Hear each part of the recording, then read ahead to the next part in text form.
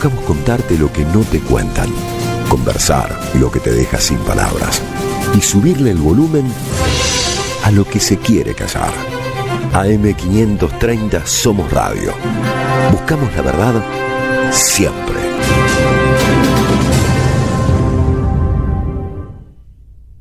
Aquí comienza Diálogo Internacional.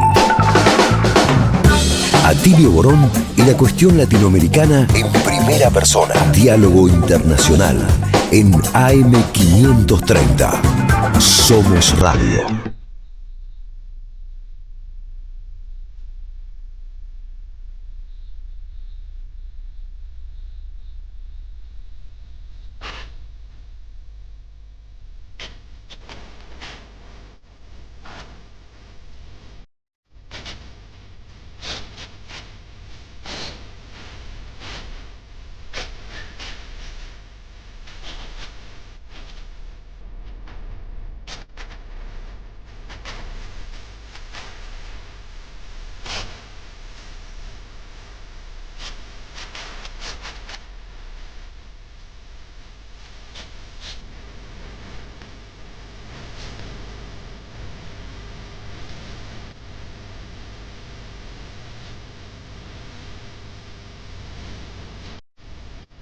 Buenas tardes, amigas y amigos, compañeros, compañeras, compañeres de Diálogo Internacional, una mirada de nuestra América. Aquí estamos en el programa número 128, el programa de Atilio Borón, y aquí estamos con Atilio Borón, con Telma Luzzani, con Marcelo Rodríguez, que regresó de Rusia, y quien les habla, Paula Klachko. Tal vez más tarde se sume también el quinto elemento de este programa, Federico Montero. ¿Qué tal, Atilio? ¿Cómo estás? ¿Qué tal? Buenas tardes. Bueno, aquí muy interesado. Tenemos un programa muy lindo hoy, como siempre, con algunas entrevistas muy especiales. En este caso, ¿lo decimos o no lo decimos? Sí, y dale. Sí, nada menos que una entrevista en vivo con el presidente Rafael Correa, que está en Bélgica. Nos ha hecho el enorme favor de permitirnos tener esta entrevista en vivo. Son 5 horas de diferencia. Allá son las 11 de la noche y 7 minutos, así que agradecer. Bueno, y allá ya enseguida empezamos con la entrevista. ¿Qué tal, Telmi? ¿Cómo estás? Hola, muy bien, bueno, rapidito así, con mucha ansiedad por empezar con la entrevista con Rafael Correa. Sí, después nos charlamos todo. ¿Qué tal, Marce? ¿Cómo estás? ¿Qué tal? ¿Cómo están? Muy bien, acá contento de estar después de un par de semanas de regreso acá en Diálogo Internacional. Ya te vamos a querer escuchar, que nos cuentes de Rusia. Y bueno, después vamos a mandar los saludos, vamos a hablar del libro que tenemos para sortear, vamos a saludar a Seba Mociola y a Leandro Leza, porque ahora ya está el gran líder histórico de la Revolución Ciudadana del Ecuador, ya está presente en Diálogo Internacional. Querido Rafael Correa, acá te saludamos, Atilio Borón, Telma Luzzani, Marcelo Rodríguez y Paula Klachko. ¿Cómo estás? Bueno, todo bien que se puede estar dentro del mal que estamos, ¿no? Porque son tiempos duros, tiempos de doble moral, tiempos de polarización, tiempos de destrucción de la verdad. Y bueno, hay que seguir luchando. Y muy indignado por lo que pasó en Ecuador el 13 de abril pasado. Por eso soy yo el que agradezco muchísimo esta invitación. Un inmenso abrazo pues a todos los queridos amigos presentes en Radio Las Madres La Plaza de Mayo, y especialmente pues a este referente latinoamericano que es Atilio Borón. Rafael, un gusto, gracias por tus palabras. Justamente queríamos tomar contacto contigo para que nos expliques a ver qué es lo que ha ocurrido, digamos, no solamente la estafa electoral, sino después la impunidad con la cual se manejó posteriormente el gobierno. ¿Cuál es? A ver, danos tu impresión. Es un fraude monumental. Argentina, Latinoamérica, escuchen, es un fraude monumental. Tenemos algo de experiencia en esto. Vean las 2 elecciones anteriores que hemos perdido, 2021-2023. A la final nos engañaron, pero nos engañaron inteligentemente con 2-3 puntos de ventaja, y enseguida reconocimos la derrota porque tenemos nuestras actas y el conteo rápido coincidía con el CNE, pero esas actas no reflejan si el fraude fue en los votos mismos, ¿no? Como se presume que ha ocurrido ahora. En todo caso, esta vez se les pasó la mano, y resulta que nos ganan con más de 11 puntos. Entonces, más de 1 millón de votos, y eso es imposible, estadísticamente imposible. O sea, no solo son nuestros cálculos matemáticos, sino de connotados matemáticos ecuatorianos. El profesor Gortaire, no lo conozco, es de la Asociación de Estadísticos del Ecuador, donde llega a la conclusión de que la probabilidad es nula el resultado. Hay otro profesor, Rodolfo Bueno, es anticorreísta incluso, ecuatoriano, que dice que más probabilidad hay de que un burro vuele a que se den esos resultados. Está el profesor Francisco Rodríguez, de Venezuela, venezolano, opositor a Maduro de la Universidad de Denver, experto electoral, que dice que los resultados, los llama bonitos, no son altamente anómalos, porque, por ejemplo, de todos los votos en disputa de los terceros candidatos que no pasaron al balotaje, que no pasaron a segunda vuelta, el promedio en América Latina, el ganador se lleva 55% y el perdedor 45%. ¿Sí? Se pelean esos votos, ¿verdad? Sí. El porcentaje más alto ha sido en la elección de Haití del 2011, con 96% para el ganador y 4% para el perdedor, que fue una elección totalmente fraudulenta. Bueno, Noboa, agárrense, se lleva 110%. ¿A cómo puede llevarse más de los votos en disputa de los terceros candidatos? Porque también se reducen los blancos y hay más participación siempre en la segunda vuelta. Pero es imposible que se lleve 110% de los votos. No. Se hizo una alianza con Pachacuti, Leonidas Issa sacó 550.000 votos en la primera vuelta. Todos sabemos que los votos no son endosables, pero alguito debemos haber obtenido. Y resulta que no obtenemos nada de eso. No solo eso, o sea, los resultados, esa diferencia es imposible. Las encuestas preelectorales, todas, 11, 12, ponían o ganador a Luisa o en empate técnico las encuestas del mismo gobierno. 3 exit poll el mismo domingo, uno de 85.000 casos que siempre tenía un sesgo contra nosotros, una encuestadora del CODATA se llama siempre negativa hacia nosotros, pero nos ponía 2 puntos abajo. Los otros 2 exit poll, uno presencial con 35.000 datos, otro digital con 6.500 casos, observaciones, ¿ya? Nos daban como ganadores. Hemos hecho encuestas postelectorales, 4 encuestas, una presencial, ¿ya? Nos pone como ganadores, incluso con el efecto triunfalismo. El efecto triunfalismo puede llegar hasta 10 puntos. ¿Cuál es el efecto triunfalismo? Que después de una votación todo el mundo dice voté por el ganador, ¿no? Para sentirse importante. Dice eso, ¿no? Las encuestas digitales nos ponen como arriba a Luisa, y hay una encuesta presencial que hicimos solo en capitales de provincia, eso fue un error, la estamos completando. En capitales de provincia nos perdemos con 10 puntos en la primera vuelta, cuando en verdad empatamos en el total, porque nuestras fortalezas son los sectores más abandonados, el sector rural, etc. Bueno, esta encuesta nos pone 2 puntos abajo, solamente, ¿no? Lo cual significa que lo hemos barrido, o sea, no solo que ganamos, sino que ganamos cómodamente, y nos están robando la elección. Y si estamos locos, si estamos equivocados, que abran las urnas. Claro. Pero se oponen a abrir las urnas. Han rechazado todos nuestros reclamos. Con el 2017, Lasso reclamó cuando perdió contra nosotros con 2-3 puntos y dijo que había fraude. Yo era presidente. Yo mismo pedí que se abran las urnas. Y también era presidente del partido, en ese momento, Alianza País. Yo mismo pedí que se abrieran las urnas, ¿no? Y se abrieron 3.000 urnas en el Coliseo Rumiñán, con público presente, con cámaras de televisión, periodistas. Revisamos voto a voto y le ganamos con mayor amplitud todavía. ¿Por qué ahora no abren las urnas? Porque saben que hicieron fraude y están protegiendo a Noboa. Así es. Qué tremendo. Me olvidaba algo más. ¿Eh? Ustedes sí saben, hay unas 42.000 mesas electorales en Ecuador. 42.000 mesas donde van a votar los ciudadanos. En casi 16.000, casi el 40%, Luisa retrocede con respecto a la primera vuelta. Eso es probabilidad nula, eso no existe. Claro. A no ser que había un cataclismo. En algunas mesas perdemos más de 100 votos, la mesa normalmente tiene unos 300 votos. Es decir, si Luisa sacó 150 a primera vuelta, en la segunda vuelta solo saca 50. Te insisto, era el crimen perfecto, pero cometieron un error. Se le pasó la mano y el resultado no es creíble, es imposible técnicamente. Ahora, Rafael, esto es casi evidente a los ojos del mundo, las denuncias que ustedes hacen. Ahora, si querés, estuvimos escuchando que están denunciando con pelos y señales las distintas formas de fraude que efectuaron, que las están descubriendo y van a seguir sin duda descubriendo más. Ahora, justamente el Consejo Nacional Electoral dictaminó que no iban a abrir las urnas, entonces, ¿qué queda? La pregunta es, ¿a dónde, más que obviamente concientizar al pueblo ecuatoriano para que la próxima vez, bueno, no sé, hacer lo que tengan que hacer para que no vuelva a suceder, pero ¿a qué les queda? ¿A dónde recurrir si la institucionalidad ecuatoriana está totalmente obstruida, digitada por el lawfare, por Estados Unidos, por esta aristocracia bananera? ¿Qué les queda? ¿A dónde recurrir? Argentina y el mundo deben saber que en Ecuador se vive una dictadura, no existe Estado de Derecho. ¿No?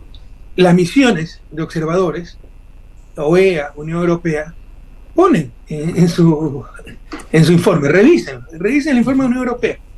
Cosa mucho más grave que lo de Venezuela. Pero la conclusión de que la elección fue limpia.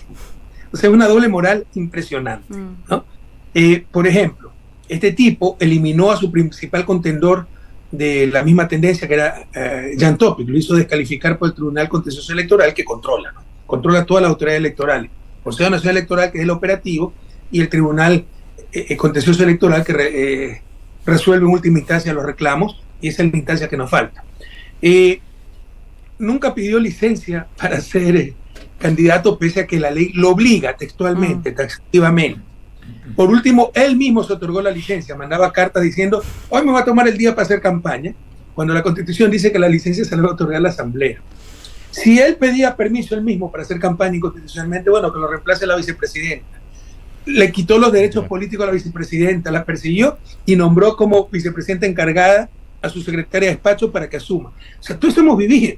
Descaradamente todo el gobierno repartiendo, créanme, hasta el contrabando incautado en aduanas empezaron a regalar los vestidos, los zapatos, la ropa incautada. Cocinas de inducción, ¿no? Bonos a millares surgir, centenas de millones en bonos, que es hasta especulado. Ten este bonito $1,000, después vamos ¿para qué? Para comprar el voto de la gente. Todo el gobierno con los colores de Noboa metidos en territorio haciendo campaña. Todo eso es ilegal. Y pese a eso, le ganamos el día domingo y ha tenido que hacer trampa. Lo que indigna es que las misiones ponen todo esto. Y es como que si nada ha pasado. Si la 10ª parte ocurría en Venezuela, ¿no? Ya pues, hubieran desconocido las elecciones, Maduro dictador, etc. Acá pasó con la derecha contra la izquierda, no importa. Pero lo más importante, pese a eso perdieron. Y está en los cálculos matemáticos. Pero ¿qué dice, por ejemplo, la OEA? Heraldo Muñoz, el presidente de el jefe de misión. Bueno, pero no hay pruebas del fraude. Pero están los síntomas del fraude. Pues, ¿me explico? Si usted tiene fiebre, es un síntoma. Entonces la hipótesis más plausible es que tenga una infección, o que puede ser que se acercó mucho a un radiador, o se le dio mucho el sol, o puede ser un tumor, puede haber fiebre por causa no infecciosa. Pero hay una hipótesis muy plausible de que esa fiebre es fruto de la infección, y para demostrarlo tenemos que tomar un examen de sangre. No tome el examen de sangre, puede ser casualidad la fiebre. Entonces, pero está el síntoma, está el indicio. Los resultados son imposibles. Y cuando queremos buscar la prueba que nos pide la misión de la OEA, nos cierran todas las puertas, no nos dejan realizar las urnas. ¿Cómo vamos a probar el fraude? Tengo una hipótesis de fraude muy importante, Atilio, muy importante. Me dijeron hasta loco, si quieres después conversamos de eso, porque esto puede evitar muchos males a América Latina si se ratifica lo que nosotros creemos que ocurrió en Ecuador, si se verifica la hipótesis que tenemos sobre la mayor parte del fraude, porque fue un proceso totalmente repleto de irregularidades. Ahora, dime, ¿hubo también irregularidades en el conteo automático? Porque yo recuerdo en la elección del 2006 en México, ¿te acuerdas que Felipe Calderón le ganó a Andrés Manuel López Obrador? Y ahí los matemáticos de la UNAM, después de hacer una tarea como la que vos has dicho que han hecho varios colegas ecuatorianos, demostraron de que había una ecuación en donde por cada voto de Andrés Manuel López Obrador se contaba 1.05 o 1.10 votos automáticamente a favor de Calderón, y por eso ganó Calderón. Y ellos vieron de que había una secuencia que estaba absolutamente pautada y que no tenía las desviaciones que normalmente tienen los datos a medida que van saliendo. Ellos vieron de que esto se ajustaba, un patrón perfecto. ¿Hubo algo de eso también en Ecuador? Ha habido todas clases de irregularidades, pero la suma de todas, excepto la principal, ya te explico cuál es, dará 200.000, 300.000 votos de recuperación para nosotros, cuando perdimos, entre comillas, con 1.200.000 votos. Claro. El centro del fraude no ha sido a nivel informático, no ha sido a nivel de conteo, es en el propio voto. ¿Cómo puede ocurrir esto? Cambiando votos, lo cual se requiere una coordinación brutal, ¿no? Para cambiar, qué sé yo, o sea, para que ganen con 1 millón de votos, con 1.200.000 votos, en cambiar 60 votos bueno, depende si le quitas al otro, pero en 20.000 mesas habría que estar interviniendo para poder justificar esa diferencia, y es muy difícil coordinar eso. Claro. Pero hay otra hipótesis, y no estamos locos, nos han querido tachar de locos, y ya no es la primera vez, estamos curados de espanto, ¿verdad? Te leo lo que se le pasó en el informe preliminar a la OEA. Mira lo que dice, te lo leo textualmente, página 13. Al momento del cierre y escrutinio, tanto en la votación en el exterior como en el territorio nacional, la misión observó que se registraron inconvenientes porque, escuchen bien, Argentina, Latinoamérica, porque la tinta utilizada para marcar las papeletas se transfirió entre las opciones políticas al doblarlas, debido a la simetría del diseño. Significa que marcabas a Luisa, se doblaba y se pasaba donde no hubo. Eso está diciendo el informe de la OEA. Lo dice la OEA. Es la OEA. Esta situación generó confusión en la interpretación del voto y en algunos casos derivó en su anulación. ¿Sabes lo que esto significa? Revisen, Atilio, compañeros, revisen. No existe una observación así en la historia de América Latina y creo que en la historia del mundo. No existe, ya averiguamos en la OEA, no existe, ¿no? Pero cree que la OEA quiere hacer pasar esto como cualquier pelo de cochino. No, fueron unos casos aislados. Si fueron casos aislados, ¿cómo lo detectan? ¿Cuántos observadores de la OEA habrá? 100. Son 42.000 mesas. Y se arreglaron entre los veedores, decidiendo si era nulo o valía para el uno. Claro, pues ¿qué se va a imaginar que es un fraude sistemático? Nuestra hipótesis, ¿no? Esto es un fraude de vanguardia y cada vez se no puedo adelantarte mucho. No. Se está avanzando esto y lo vamos a demostrar, ¿ya? Pero que esto es un fraude muy bien planificado, con tintas especiales, con bolígrafos especiales, ¿ya? Y con papel especial para que se transmite el voto de Luisa donde no Boa y no quede rastros donde Luisa. Cuando quedó rastro y le falló un poquito el proceso, es que se vio la mancha y se anuló. ¿Estás loco, Correa? Es perfectamente posible técnicamente, lo vamos a mostrar con los mejores laboratorios de criminalística del mundo, ya se está trabajando en eso, ¿no? Nos ha costado tiempo, dinero localizar a esa gente, pero los científicos están seguros del fraude y todo coincide.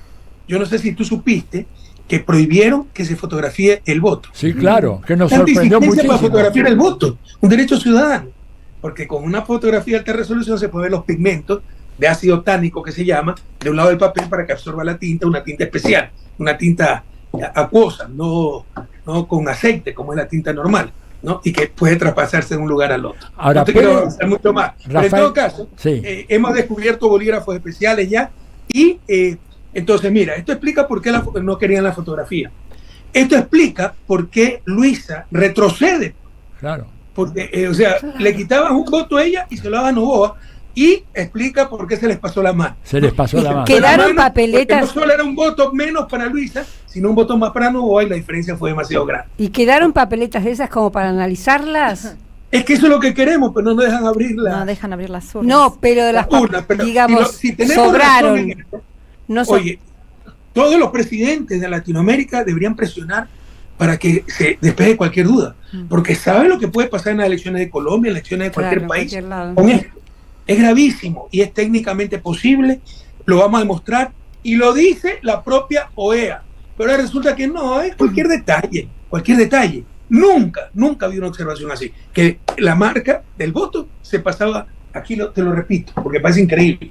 La tinta utilizada para marcar las papeletas se transfirió entre las opciones políticas al doblarla, debido a la simetría del diseño. Nunca ha habido algo así. Y por si acaso, para hacer esta trampa, nosotros cometimos muchos errores, ¿no? El día de la elección hay 40.000 veedores, pero antes de la elección, cuando se hacen las papeletas en el Instituto Geográfico Militar, nadie revisa. Cuando se arman los kits por parte de una empresa privada, Mongar, nadie revisa. Entonces, o se hicieron ya los votos contaminados en el Instituto Geográfico Militar, o se pusieron los votos contaminados cuando armaron los kits electorales, y la misma empresa Mongar es la que provee los bolígrafos, y ahí nadie controlaba. Entonces, para este fraude, no es que se necesitan 20.000 personas, con 6 personas es suficiente. Hay que tener un cuidado porque aquí están por implementar también el papel, la boleta única, para aquí en Argentina va a ser nuevo, hay que aprender y estar atentos porque ya veo que la van a empezar a implementar. Por lo menos para evitar el fraude, pidan que no sea simétrica la papeleta. Claro.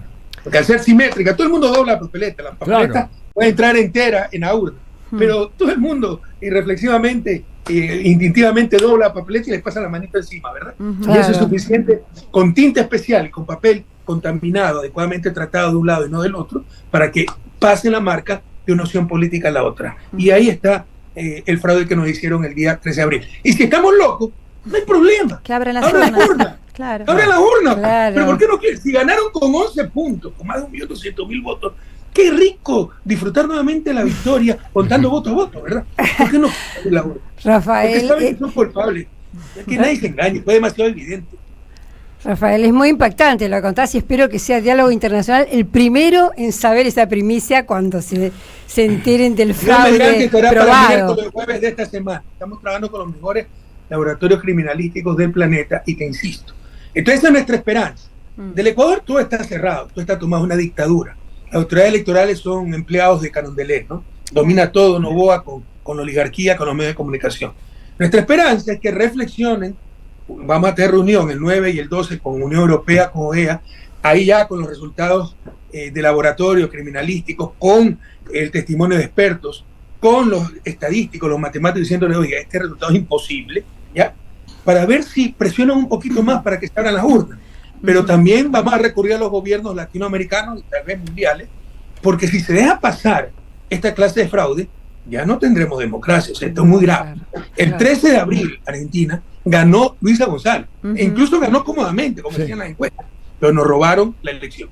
Para quienes recién se están sumando al programa Diálogo Internacional, les comentamos que estamos hablando con el líder histórico de la Revolución Ciudadana de Ecuador, Rafael Correa, directamente desde Bélgica. Telma Luzzani quiere hacerte otra pregunta. Te cambio un poquito de tema, pero mi pregunta es, estoy muy interesada en conocer tu opinión en relación, en primer lugar, en que se abra una base, porque vos cerraste la base de Manta, digamos, vos fuiste el que dijo no a la base de Manta, una cosa tan importante, y en la Constitución de Montecristi se puso justamente la prohibición de que tropas extranjeras o bases extranjeras estuvieran alojadas en Ecuador.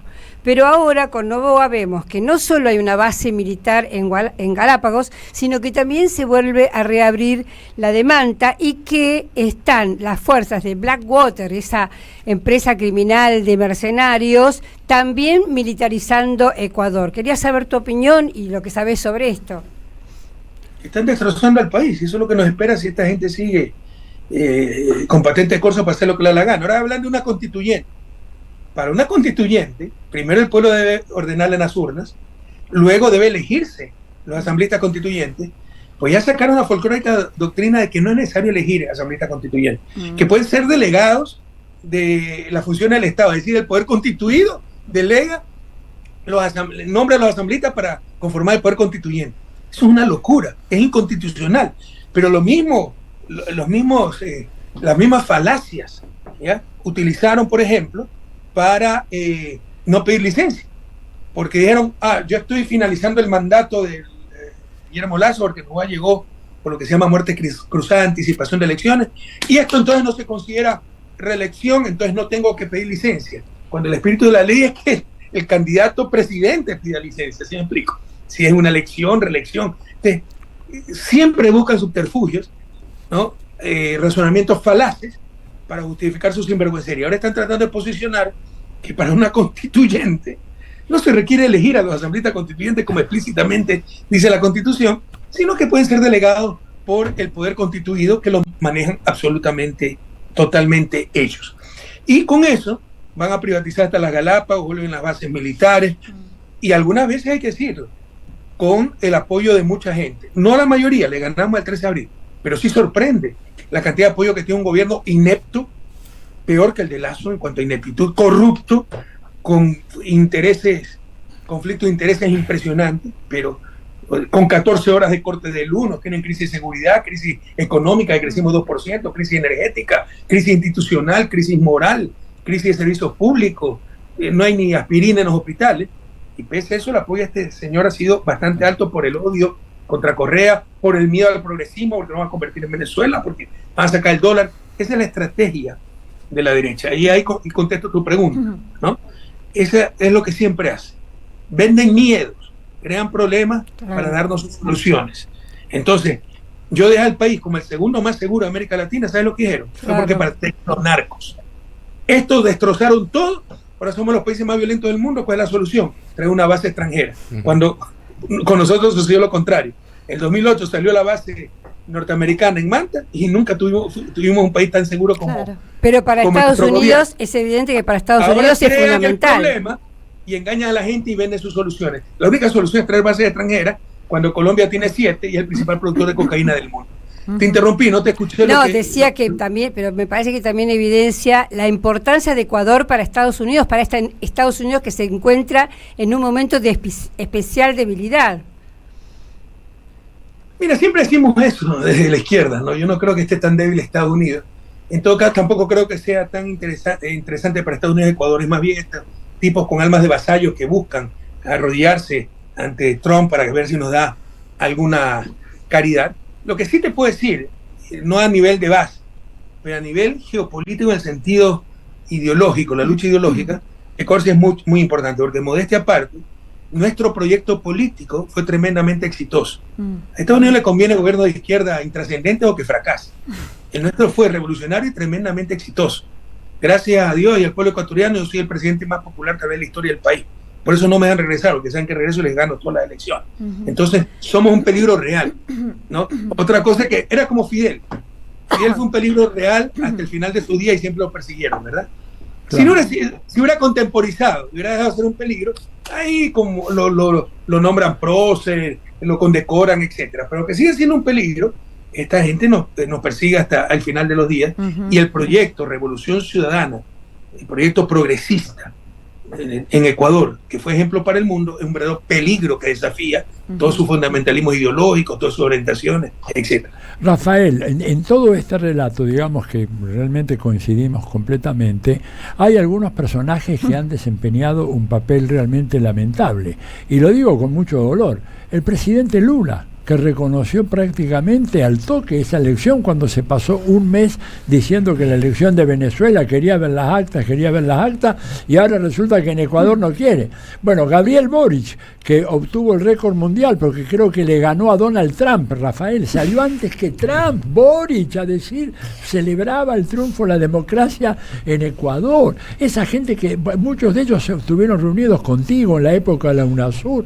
Digo, yo creo que, no sé, has hablado con Lula sobre esto, pues yo tengo ganas de escribir una carta abierta, ¿verdad?, muy dura, diciéndole a Lula, ya termínela con este doble estándar con el cual usted exige de Venezuela que abran todas las urnas y en Ecuador se calla la boca y convalida este robo gigantesco que se hizo en Ecuador. Yo aprecio a Lula profundamente, no tengo en este momento contacto directo con él, pero como decía Fidel, ¿no?, el único país gobernado por un edificio se llama Brasil. ¿Cómo se llama ese edificio? Itamaraty. Claro.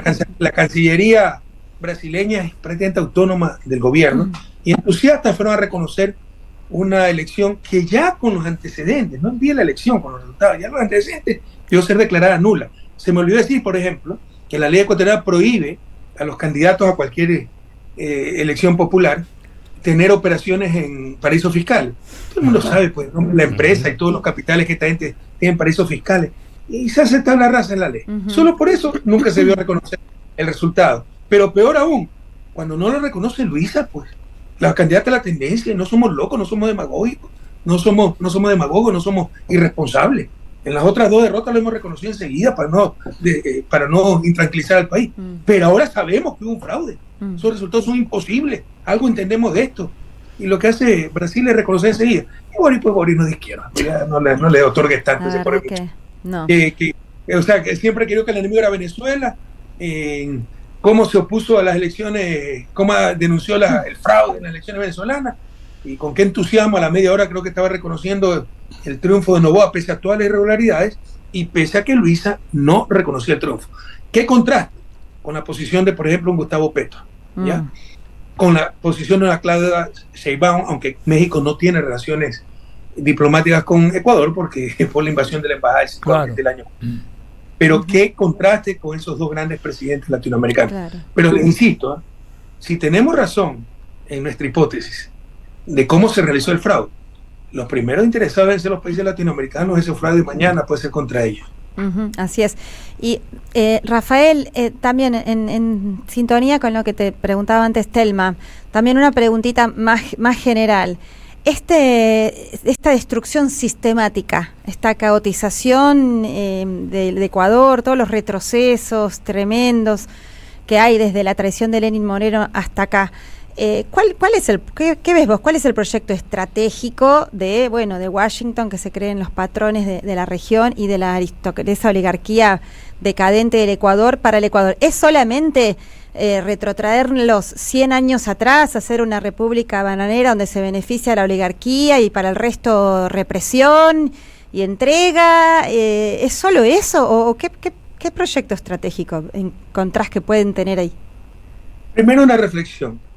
Yo tengo un PhD en economía, una de mis especialidades, mi pasión es el desarrollo económico. Yo no le veo razón a la economía si no logramos el desarrollo humano de todos los pueblos del planeta. A eso me he dedicado toda la vida, estudiando, en la práctica, trabajando en proyectos de desarrollo, etcétera, ¿no? Y te puedo decir que no he visto destrucción de un país tan profundo y rápido en época de paz. Otra cosa es si tiene guerra civil, guerra externa, bloqueo. Pero sin bloqueo, con gobierno supuestamente democrático, una destrucción tan rápida como la que ha tenido Ecuador, no la he visto. Yo he al país como el segundo más seguro de América Latina, 5.6 homicidios por cada 100.000 habitantes. 2023 acabamos con 44 homicidios por cada 100.000 habitantes. Unos 7.000 homicidios por año, yo lo dejé en unos 800, casi 10 veces más. Este año, si sigue la tendencia, hemos tenido el inicio de año más violento de la historia, si sigue la tendencia tenemos 10.000 homicidios por cada 100.000 habitantes. Eso será unos 50 homicidios, pero 10.000 homicidios en términos absolutos. Eso será unos 50 homicidios por cada 100.000 habitantes, ¿no? Entonces, ni a propósito se hace tanto daño. Yo dejé al país, como ustedes pueden revisar, como una de las 5 matrices energéticas más seguras y estables del mundo. Le ganábamos a toda América Latina, Brasil, Argentina, a todos. Le ganamos a toda Europa, excepto Dinamarca y Reino Unido, me parece. Le ganamos a toda Asia. Primero estaba Estados Unidos, Canadá, si no me falla, Dinamarca, Reino Unido y el pequeño gran Ecuador en cuanto a matriz energética estable. Éramos de los 20 países del mundo que tenía energías renovables más del 70%. Nosotros teníamos 95% de energía renovable. Exportábamos energía a Colombia y Perú. Ahora compramos energía y tenemos apagones de 14 horas diarias. Es algo inaudito. Crecíamos más que el promedio de América Latina, decrecimos, el ingreso per cápita debe estar en el año 2011. No recuperamos los niveles de antes del COVID. O sea, yo no he visto destrucción tan rápida. Carretera, ustedes pueden ver. Yo encontré el país en puesto 14 entre 20 países de América Latina, en carretera, lo en primer lugar. En primer lugar, Ecuador. Lo dice el Foro de Davos, ¿eh? Lo dice el índice de competitividad del Foro de Davos, no lo digo yo. En infraestructura lo es en segundo lugar, solo nos superaba Chile, que tiene el doble ingreso per cápita. Ahora todo está destrozado, carreteras, todo eso. ¿Cuál es el proyecto estratégico? Es una mezcla. Fundamentalismo ideológico, no creen en el Estado, pero quieren controlar el Estado, lo destruyen desde adentro para que la gente diga, las empresas públicas no sirven. CNT, Corporación Nacional de Telecomunicaciones, le dejamos con rentabilidad impresionante, una satisfacción de los clientes muy alta. Hoy está quebrada, solo tiene pérdida. Entonces la gente tiene memoria frágil, nos crean sus problemas para vender sus soluciones. Entonces privaticemos, vendamos a precio de gallina enferma, y la gente hasta se barra y aplaude aquello, aplaude sus propias cadenas, aplaude sus propias condenas. Y en esto tiene un rol muy importante la prensa corrupta, las mafias mediáticas de América Latina, la prensa hegemónica. En todo caso, entonces si hay ese proyecto, no creen en el Estado, quieren destruirlo todo para tener sus negocios. Pero hay otro problema, hay incapacidad, alta incapacidad del gobierno de Lazo. Moreno aguantó 2 años por la inercia de mi gobierno, pero era un gobierno absolutamente inepto. Lazo absolutamente inepto. Noboa, entre todos no hacen uno, empezando por el presidente, que no puede articular 3 palabras. O sea, una ineptitud muy, muy grande la del gobierno. Pero hay un tercer factor también, que por primera vez, esto no ocurría. Yo tenía seguramente tráfico de droga, ¿ya? En mi gobierno. Y crimen organizado en Bélgica, en Holanda. Pero no se había tomado el Estado. En Ecuador se tomaba el Estado.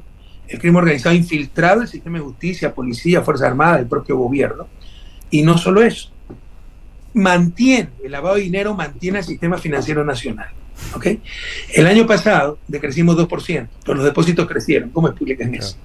Se calcula, CELAC, Centro Latinoamericano de Geopolítica, calculaba en el 2023 que se lavaba en el sistema financiero ecuatoriano cerca de 3.500 millones de dólares. Yo calculo que ahora serán más de 4.000 millones. Si esos 4.000 millones quebrarían algunos bancos, entonces a cierto sector banquero, o al sector banquero en general, no le conviene pues acabar contra el crimen organizado, con el crimen organizado. Claro, y no hay banqueros, Su corporación Novoa, ¿no? El Papito, tiene el Banco del Litoral. Entonces no les interesa pues acabar con el crimen organizado, porque se acaba el lavado de dinero y se acaba el negocio. Claro. Entonces también falta voluntad.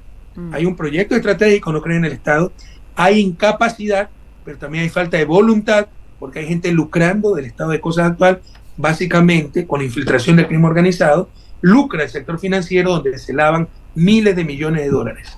Y es lo mismo que ocurre en términos más generales con el sostenimiento de los paraísos fiscales, ¿verdad? Hay un trabajo de Michael Hudson que demuestra cómo esos paraísos fiscales tienen esa función que vos has dicho, Rafael. Ahora dime, hablaste del sistema bancario. Pero hagamos la pausa un ratito, Tilio, porque es muy interesante lo que dije. Esa es la gran hipocresía a nivel internacional, ¿no? Se llena la boca luchando contra la corrupción. Todos los casos de corrupción pasan por los paraísos fiscales. Claro. Porque tú puedes observar sobreprecio.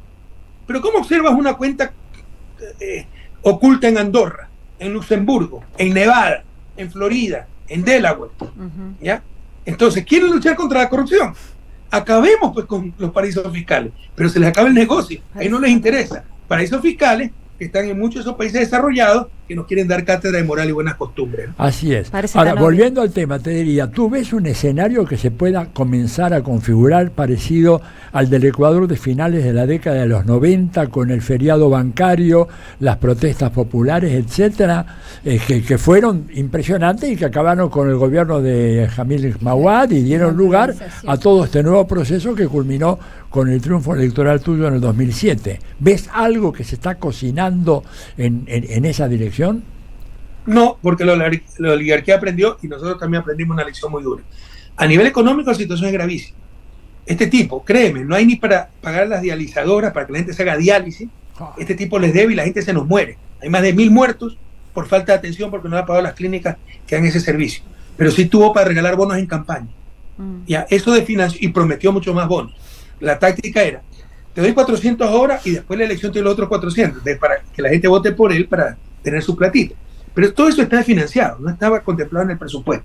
Entonces el hueco, el agujero de financiamiento es como 9.000 millones de dólares, que para una economía como la ecuatoriana es cerca del 8% del PIB. Es extremadamente grave la situación. La producción petrolera sigue cayendo, se paró la refinería Esmeralda por falta de mantenimiento.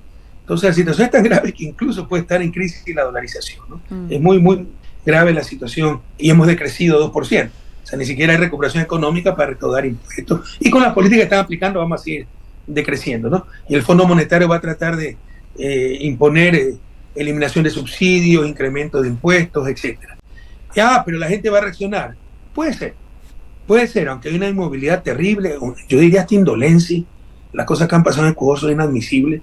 Acaban de destituir a una asambleísta electa por nosotros, de nuestro movimiento, porque denunció a la fiscal que es una sinvergüenza por plagiar su tesis. Pero está comprobado que plagió la tesis. Revisen, le doy el libro donde copió. La Universidad Central lo reconoció.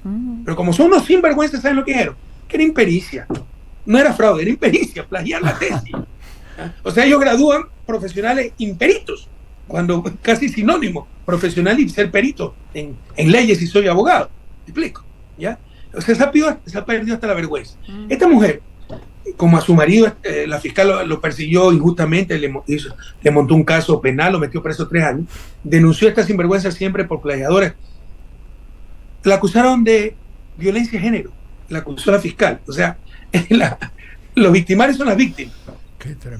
Los padres disparan las escopetas, la acusaron de violencia de género, y los jueces que juzgan la violencia de género son los jueces electorales, que son sucursal de Carondelet, el Palacio de Gobierno, ¿no? Y la destituyeron, le quitaron los derechos políticos. Es decir, 4 jueces pillos, porque hubo un voto salvado, van contra la voluntad de millones de personas, porque era de lista nacional, y la lista nacional sacó millones de personas. O sea, todo está descalabrado. Todos los días es algo así. Es una barbaridad. Abuso tras abuso. O sea, en estos momentos se abrió un nuevo juicio contra Revolución Ciudadana por la reconstrucción del terremoto de Manabí porque no le gustaron las obras que hizo. Así está. Porque el parque, el puente binacional, los puertos artesanales, no eran reconstrucción y no había que hacerlos por emergencia. Pues, ¿qué mayor emergencia que un terremoto? Y la ley decía reconstrucción y reactivación económica. ¿Qué mejor reactivación económica que inyectar recursos inmediatamente para que se reactive la economía? Fue un éxito total todo eso. Juicio penal. pero hizo 300 millones el Estado, el monto de todas las obras, como si no existiera. Entonces, mientras se dan esas aberraciones, o la mía, ¿no? Que me condenaron por influjo psíquico en tiempo récord, ¿no? Las cosas más monstruosas contra Moreno, contra Lazo, las archivan. Eso es descarado. Entonces, tal vez con el alza de impuestos, gasolina, la gente reclama. Pero ¿por qué no ve un escenario como el 99? Porque la oligarquía aprendió. Cuando votaron a Lucio Gutiérrez, que en verdad era un funcional a la oligarquía, era un tipo de derecha entregado a Estados Unidos, pero como era cholito, le caía mal a la oligarquía, sería analfabeto, etcétera, ya, coronel del ejército, pero bien primario, todos apoyaron. Estaban las cámaras de la producción al lado de los indígenas votando a Lucio. E hicieron el dedo para abajo los militares, la oligarquía y la embajada de Estados Unidos, y se fue Lucio Gutiérrez. Pero ahí surgió un servidor, Rafael Correa. Asumió Alfredo Palacio, vicepresidente, yo era asesor ad honorem de Alfredo Palacio y me nombró ministro de Finanzas, y el resto es historia.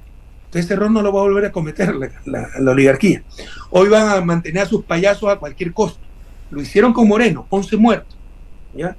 En las represiones que hubo en octubre del 2019, pero lo mantuvieron. Lo hicieron con Lazo, represión brutal, 2023, pero lo mantuvieron. Y lo van a hacer con Noboa. Y si algo aprendimos de los movimientos políticos, progresistas, sociales, es que no éramos nosotros los que votamos presidente. Pon 200.000 personas en la calle, 2.000 personas. Lo importante es si hace el pulgar para abajo, la oligarquía, los medios de comunicación, las Fuerzas Armadas y la embajada. Y aprendieron de la historia y ya no hacen ese pulgar para abajo. Tendremos que redoblar y ser en las calles muchísimos y muchísimas más y en todos lados, ¿no? Dar la lucha en todos los frentes. ¿Cuántos desafíos que le queda, Rafael Correa, a tu hermoso pueblo, pese a los sufrimientos en los que... Para mí es muy triste y muy duro. Mi proyecto vital es mi patria. Como te decía, toda mi vida me preparé en desarrollo económico, para contribuir a sacar de su desarrollo a mi país, América Latina. 200 años son suficientes, 200 años de independencia. Argentina querida, y no tenemos un país latinoamericano que haya superado en su desarrollo. No existe desarrollo económico al sur del río Bravo, mientras que al norte de ese río sí existe. Y ese es el gran enigma del desarrollo. Entonces, íbamos por ese camino y todo lo destrozaron. A mí me han quitado parte de mi vida, o sea, es muy duro esto. Marcelo. Sí, Rafael, ¿qué tal? Marcelo Rodríguez te saluda. Este panorama que vos planteas, realmente muy oscuro y sumamente pesimista de lo que está sucediendo en el Ecuador y de la eficacia que ha tenido la derecha para este proyecto de destrucción, ¿no? Y de haber logrado que cierta parte de la población o haya perdido toda la voluntad de lucha o esperanza, por lo que vos decís, o apoye una parte a este gobierno. Entonces, más allá de la importancia que tiene la investigación que se está llevando adelante por el tema del fraude que vos nos estás contando y que se va a hacer la presentación de esas pruebas que se tienen. Pero más allá de eso, ¿cuál es? Porque si no queda como muy, muy pesimista todo y como que no tenemos salida y no vemos salida para el Ecuador, ¿no? En concordancia con la investigación sobre el fraude, la revolución ciudadana dentro del Ecuador, ¿cuáles son las tareas que están pensando que pueden asumir para tratar de dar vuelta a esta situación tan complicada que se está viviendo hoy?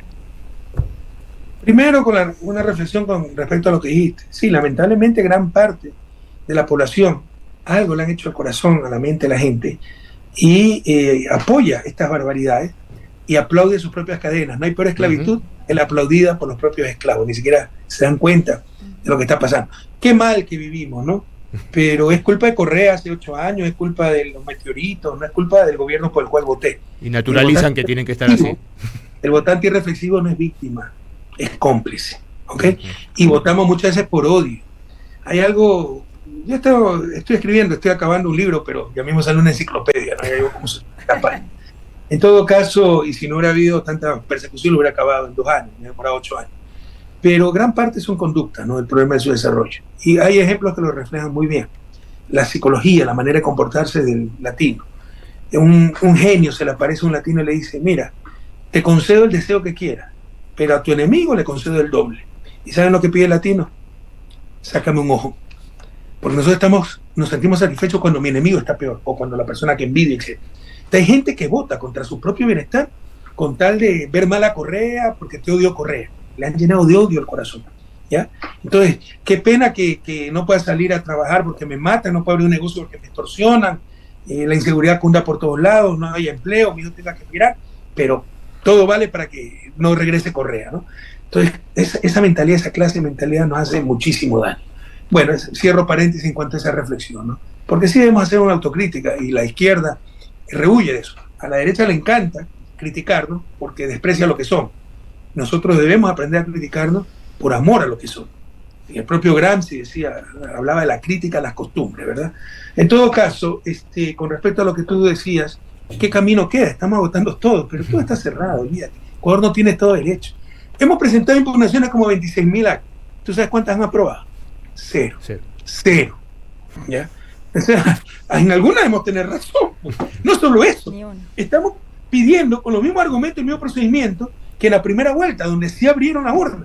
Ahora dicen no. O sea, a las mismas condiciones, la misma petición, los mismos artículos legales, el mismo argumento.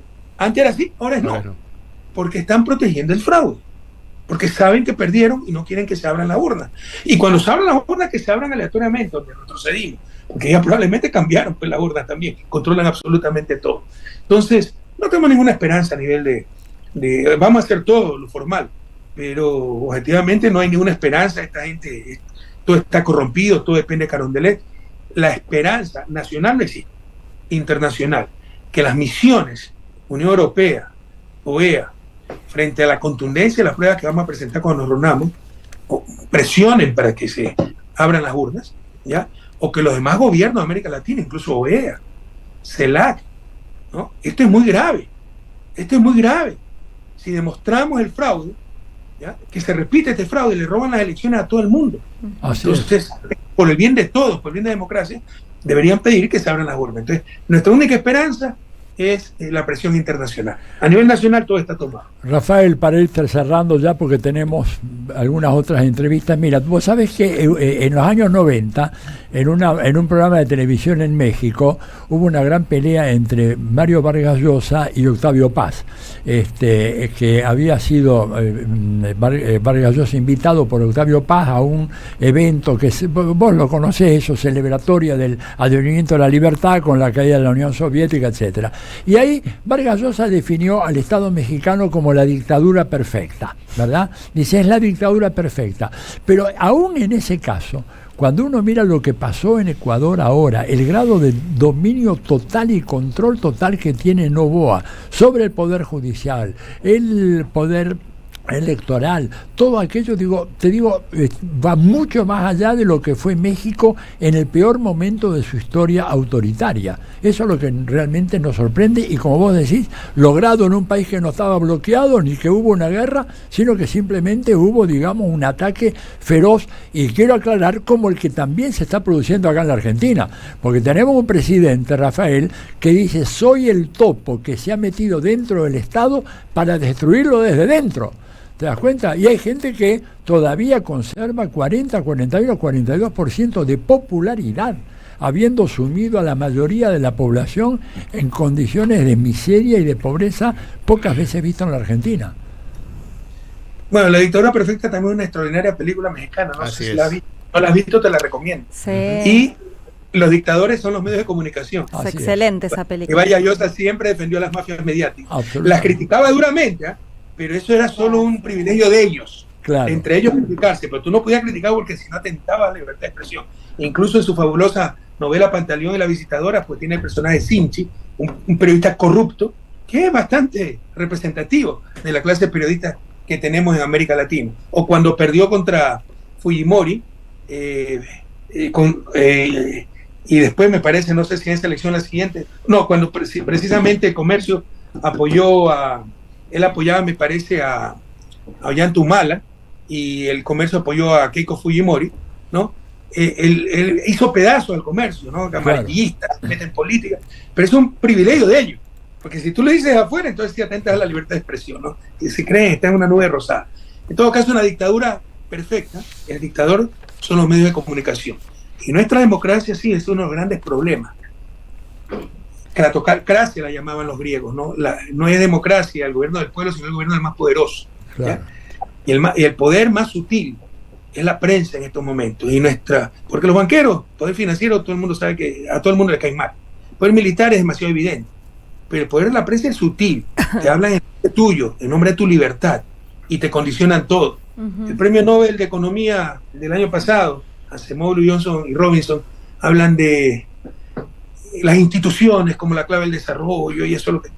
Yo les cambio todas las instituciones por el manejo de la información. O sea, manejas la información y tienes todo, ¿ya? Valen más que las instituciones, que los sistemas económicos, políticos, sociales, el manejo de la información. Y esto está en manos de la mafia mediática. Y nuestras democracias se pueden llamar democracias mediatizadas, porque ya no importa el Estado de Derecho, sino el Estado de opinión. Porque no importa lo que propusiste en la campaña y lo que decidió el pueblo en la urna, sino lo que aprueban o desaprueban sus titulares, las mafias mediáticas. Porque legislan, condenan, gobiernan de sus titulares. Entonces, la cuestión mediática tendremos que enfrentarla más temprano que tarde si queremos tener verdaderas democracias. Y con respecto a Ecuador, sí, la situación de Ecuador es extrema. Yo le hacía a mis opositores la 10ª parte de lo que han hecho a nosotros. Yo estoy condenado por influjo psíquico. El que no crea, le mando la sentencia cuando guste, ¿ya? En tiempo récord, en pleno COVID, cuando todos los demás juicios estaban parados. ¿Para qué? Para impedirme ser candidato en el 2021, y así hicieron presidente a Lazo, ¿no? La prueba, madre, que recibí $6,000 de soborno, en verdad era una caja chica, una caja común que teníamos en la presidencia, donde me prestaron $6,000 por un sobregiro, que lo deposité en mi cuenta bancaria personal en un banco del Estado que se llama Banco del Pacífico, la única cuenta que tenía. Esa es la prueba de soborno, porque la chica, la asistente corrupta que se prestó a la cooperación eficaz, etcétera, era también la que manejaba ese fondo. Entonces, como ella lo manejaba, también eran sobornos, que no han existido, hecho sea de paso. Pero entonces, es cualquier cosa ya, cualquier cosa. No existe Estado de Derecho, no existe nada. Es una dictadura, atropellos, humillaciones, abusos por doquier, ¿no? Y eso debe aprender la izquierda. No para ser como ellos, pero para no ser tan ingenuo, yo creo que sí. Haciendo una autocrítica, pequé demasiado ingenuo. Por ejemplo, después de haber sacado una base militar gringa, después de darle asilo a Julian Assange, después de haberle dado el poder a la gente, no a las élites, creí que me podía retirar democráticamente y hacer un abuelo tranquilo, ¿no? Disfrutar de mis nietos, que todavía no tengo, etcétera. Bueno, la historia eso es aprender la izquierda. Eso es aprender la izquierda. Rafael. No tiene lealtad democrática.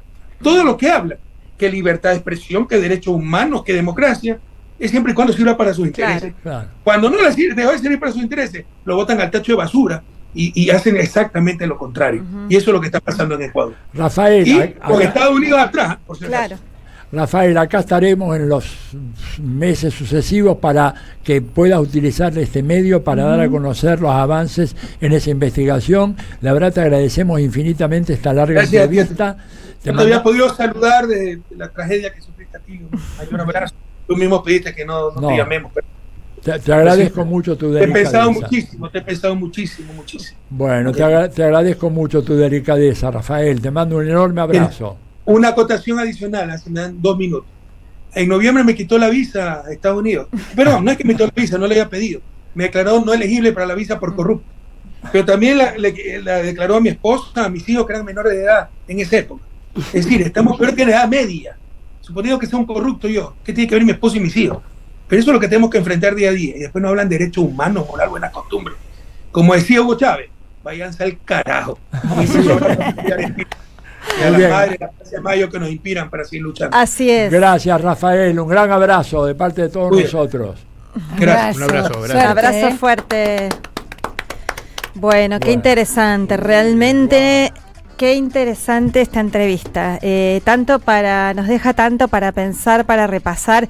Mira, acá un oyente al toque se apuró, ni bien nos escribió diciendo que en Salta, Nico de Salta, que hay voto electrónico y que dice que es un fraude monumental, que también los ciudadanos tenemos prohibido sacar fotos al voto, que además el gobierno de Sáenz no deja que nadie analice el código fuente, es decir, el software, también lo prohibieron. Se vota justamente ahora el 11 de mayo, pero ya está todo arreglado. Así que bueno. Guardiámelo ese mensaje, muy interesante. Sí, dale. Sí. Así que bueno, ya están experimentando por acá y bueno, tendremos que estar más que alerta porque bueno, la continuidad es lo que necesitan, ¿no? Bueno, qué sé yo, muy impresionante. Bueno, vamos a una tanda y enseguida regresamos con más Diálogo Internacional. No.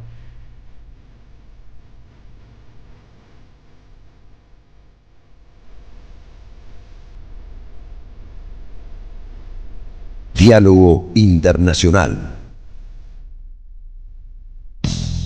Deja tu mensaje en nuestra línea de oyentes de WhatsApp 11 3200 0530. Somos Radio. AM530. El destino de tus vacaciones está en Turismo Cabal. Viví los momentos que querés, con viajes armados a tu medida, con las mejores ofertas y los paquetes que buscas, con más de 35 años de experiencia. Entra en www.turismocabal.com.ar y encontrá las vacaciones que necesitas. Turismo Cabal. Seguridad en viajes. Destinada a la cartera de consumo. Más información en www.turismocabal.tour.ar. Tronador, agua mineral, botellones y dispensers para el hogar y la oficina. Hacé tu pedido al 4201-2627 o mandanos un mail a info@aguatronador.com.ar. Tronador, agua de mesa envasada. 12 de octubre 632 en Avellaneda. Alimentos cooperativos. Producción y comercialización de productos cooperativos y de agricultura familiar. Envíos a todo el país. Por pedido, envía tu mensaje al 11 34 31 2928. Seguinos en Instagram como @alimentoscooperativos. El sabor que te acompaña es Café Bantú. El aroma en la mañana del Café Bantú. Bantú. RCT, Club Vacacional, Spa y Playa en Chapalmalal. Es tiempo de compartir. Compartir el relax, el disfrute, los deportes, exquisita gastronomía y el descanso. Departamentos, spa y playa entre el campo y el mar. Es tiempo de compartir la vida. RCT, Club Vacacional y Spa. Reservas @rct.coop. 54 911 4097 3030. Web rct.coop. Cuenta DNI es el mejor amigo del bonaerense, porque podés pagar tus servicios, porque tenés beneficios en comercios adheridos y también podés transferir plata a quien quieras. Cuenta DNI, ¿por qué tantos guaus? Ah, claro, porque todo lo que tienes es bien guau, ¿no? No entiendo nada de lo que dices, Cuenta DNI, pero estoy totalmente de acuerdo. Cuenta DNI, el mejor amigo del bonaerense. Ética, poder y tecnologías, redes sociales e inteligencia artificial desde el sur global. El nuevo libro de Verónica Sforzin, ganador del premio ensayo Pensar Nuestra América con categorías propias. Conseguilo en librerías y en edicionessicus.com.ar. Ediciones Sicus. Libros para una cultura de la integración. Te esperamos en el Centro Cultural de la Cooperación Floreal Gorini para disfrutar de teatro, danza, música, espectáculos para las infancias, conferencias y presentaciones. Podés compartir un rico café o leer un buen libro en la calidez de nuestra planta baja. Recorre nuestra agenda en www.centrocultural.coop y seguinos en las redes sociales. Comprando las entradas con tarjeta Cabal Crédito o Débito accedes a un 50% de descuento. Centro Cultural de la Cooperación Floreal Gorini, Avenida Corrientes 1543, Ciudad de Buenos Aires. Una experiencia cultural y cooperativa. Tronador, agua mineral, botellones y dispensers para el hogar y la oficina. Hacé tu pedido al 4201-2627 o mandanos un mail a info@aguatronador.com.ar. Tronador, agua de mesa envasada. 12 de octubre 632 en Avellaneda. Tiempo argentino está en peligro. Por los tarifazos, por los precios desregulados, por un gobierno que dejó de hacer campañas de información y difusión para la ciudadanía. En una época de ataques continuos al periodismo, necesitamos tu apoyo para seguir existiendo. Asociate, tiempoar.com.ar y construí el medio que te defiende. RCT, Club Vacacional, Spa y Playa en Chapalmalal. Es tiempo de compartir. Compartir el relax, el disfrute, los deportes, exquisita gastronomía y el descanso. Departamentos, spa y playa entre el campo y el mar. Es tiempo de compartir la vida. RCT, Club Vacacional y Spa. Reservas @rct.coop. 54 911 4097 3030. Web rct.coop. AM530 Somos Radio. Buscamos la verdad siempre. Diálogo Internacional hasta las 20 en AM530. Somos Radio.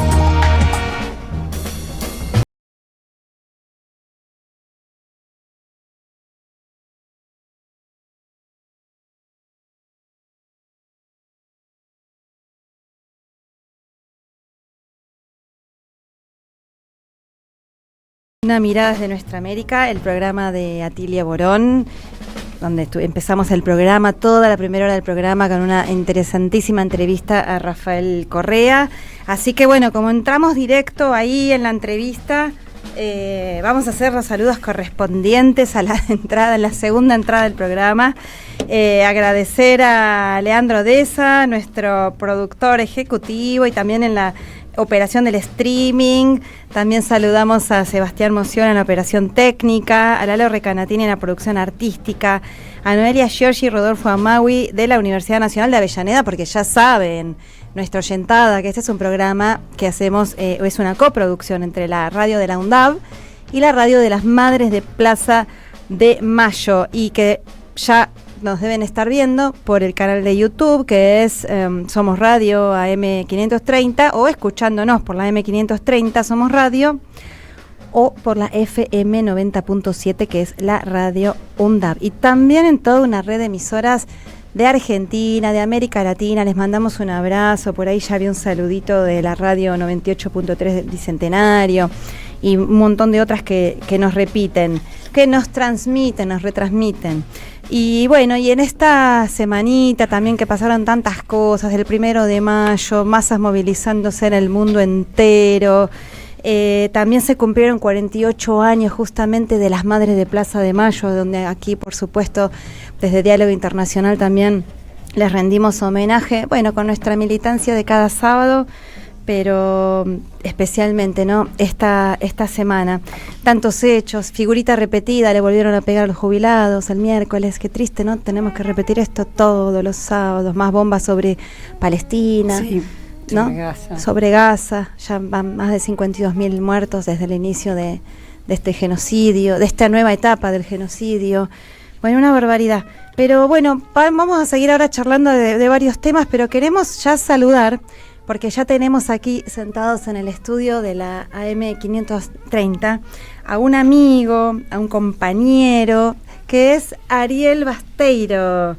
Él es, bueno, muchas cosas, es un militante popular, dirigente toda la vida, pero también se destacó mucho por ser el embajador durante muchos años del gobierno de Cristina, y también después durante el último gobierno del Frente para la Victoria.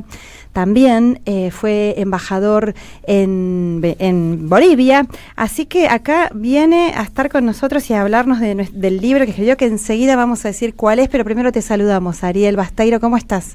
Muy bien, muy buenas tardes para todos, para todas. Un gusto estar en este programa al cual, digamos, soy oyente casi repetidamente, digamos, así que interesante, y gracias por la invitación. Bueno, qué bueno, qué bueno. La verdad que bueno, vamos, tantas cosas para hablar, porque este libro que viene a presentar, acá los que están por YouTube lo pueden ver, que estuvo presentando en la Feria del Libro esta semana y que va a seguir presentando, ahora vamos a pasar el chivo de otras presentaciones, justamente se llama Radiografía de una canallada, contrabando de armas, cómo fue el apoyo del gobierno macrista al golpe de Estado de 2019 en Bolivia. Y este libro, tremendo documento de Ariel Basteiro, tiene un pequeño prologuito, tremendo prologuito, ni más ni menos que de Cristina Fernández de Kirchner y también del presidente de Bolivia, Luis Arce Catacora. Así que, bueno, vamos a estar sorteando este libro junto con otro que ahora enseguidita les decimos. lo vamos a estar sorteando, así que los que escriban y las que escriban, o damos por hecho que todos los que escribieron hasta ahora, menos Roberto Casera, que está en Italia, no van a poder venir a recibir el libro, vamos a sortear este libro junto con otro. Marce, ¿vos lo tenés por ahí? Sí, el otro libro que vamos a sortear hoy es El goce de la crueldad, Argentina en tiempos de Milei, que es un libro de varios autores, Dora Barrancos, Carlos Rosansky, el padre Paco Oliveira, Rocco Carbón, Enrique Carpintero, bueno, de varios artículos. Y El goce de la crueldad, Argentina en tiempos de Milei, de Ediciones Continente, lo vamos a estar sorteando también hoy, y junto con el libro de Ariel Basterio, Radiografía de una canallada. Así que quienes nos escriban al 03200, al 11 3200 0530, que nos digan para cuál de los libros quieren participar, y como siempre quienes sean ganador o ganadora de estos libros lo va a poder pasar a buscar a partir del día martes por Librería Badaraco, Avenida Entre Ríos, 921, Ciudad de Buenos Aires. Agradecemos a Jorge Gurbanov y la editorial Peña Lillo Continentes, que todos los sábados nos da un libro para sortear, y a la Librería Badaraco, por supuesto, y aparte pasamos el chivo también, ese libro que se va a estar presentando, el que dijiste recién. El goce de la crueldad, Argentina en tiempos de Milei, se va a estar presentando el próximo lunes 5 de mayo a las 20:30 horas en la sala Carlos Gorostiza, pabellón amarillo de la Feria del Libro, ahí en la Rural, y van a participar de la presentación Carlos Rosansky, Santiago Levín, Nora Merlín, Dora Barrancos, el padre Paco Oliveira y Rocco Carbone, con la moderación de Francis Rosenberg. El lunes 5 de mayo, 20:30 horas, sala Carlos Gorostiza, pabellón amarillo, en la Feria Internacional del Libro Buenos Aires. Yo quería aprovechar para también pasar unos chivos acá con el compañero Atilio Borón. Vamos a estar el día 7, miércoles 7 de mayo a las 6 de la tarde en la Casa de Rusia, que es la calle Rivadavia. Ahora les digo bien, porque no sé por qué no se amplía pero es un ciclo de conferencias y se trata exactamente de los 80 años del fin de la Segunda Guerra Mundial y el papel importantísimo que tuvo Rusia en esa guerra. Dicho sea de paso, desde hace varios años ya que desde Occidente se busca minimizar, ¿no?, el papel que ha tenido Rusia en esa guerra. De hecho, hoy mismo Donald Trump habló como a él le encanta cambiar las cosas, va a cambiar el día 8 de mayo se va a llamar el Día de la Victoria, porque los únicos que realmente hicieron algo, dijo Donald Trump, son los países de Europa Occidental y Estados Unidos. Pero bueno, en esta conferencia, que como les digo es el miércoles 7 de mayo a las 6 de la tarde, en Rivadavia 4266, Casa de Rusia en Buenos Aires, vamos a estar Atilio Borón, Cristian Lamesa, Hernando Kleinsman, Augusto Piemonte y yo, Telma Luzani, hablando de de la Gran Guerra Patria, el 80 aniversario del Día de la Victoria. Va a estar coordinado por Alejandro Pachila. Bien. Y, perdón, voy a hacer otra más. Por favor, adelante. El otro es un libro que coordinaron Leandro Morgenfeld y Gabriel Merino. El libro se llama Nuestra América, Estados Unidos y China, y se trata justamente de varios trabajos de varios autores que fueron coordinados tanto por Morgenfeld como por Merino, sobre este tema tan importante. O sea, no solo lo que le pasa a Estados Unidos y a China en las situaciones entre estos dos países, sino qué podemos esperar nosotros desde América Latina con respecto a este cambio importantísimo de situación mundial. Esto va a ser el 8 de mayo a las 6 de la tarde también, en Moreno 2654, el auditorio del Hotel Quagliaro de Ate, y va a estar, por supuesto, Gabriel Merino y Leandro Morgenfeld como coordinadores del libro, Rafael Bielsa, Jorge Tayana, dos ex cancilleres importantísimos, Carlos Raimundi, que como ustedes saben fue ex embajador argentino en la OEA, Manuel Bertoldi y Telma Luzani. Ay, menos mal que está Telma, una mujer, y qué mujer. Sí. Yo sospecho que a veces me invitan poquísima mujer para compensar con el género, pero bueno. Y modera Lucía Combarte.